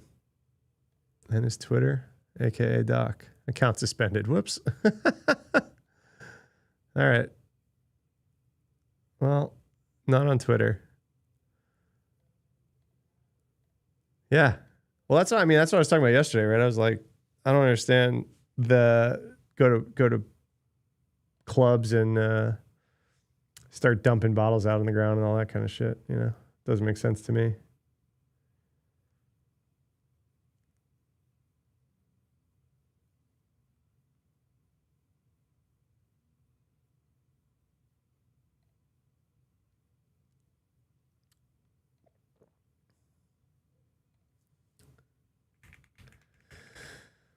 The Amazon refund video. All right, we're gonna have to watch that tomorrow. I gotta hop. I got 12:30 is my first meeting in 5 minutes, and I'm booked for the rest of the day. So shorter stream today, just 3 hours, not 5.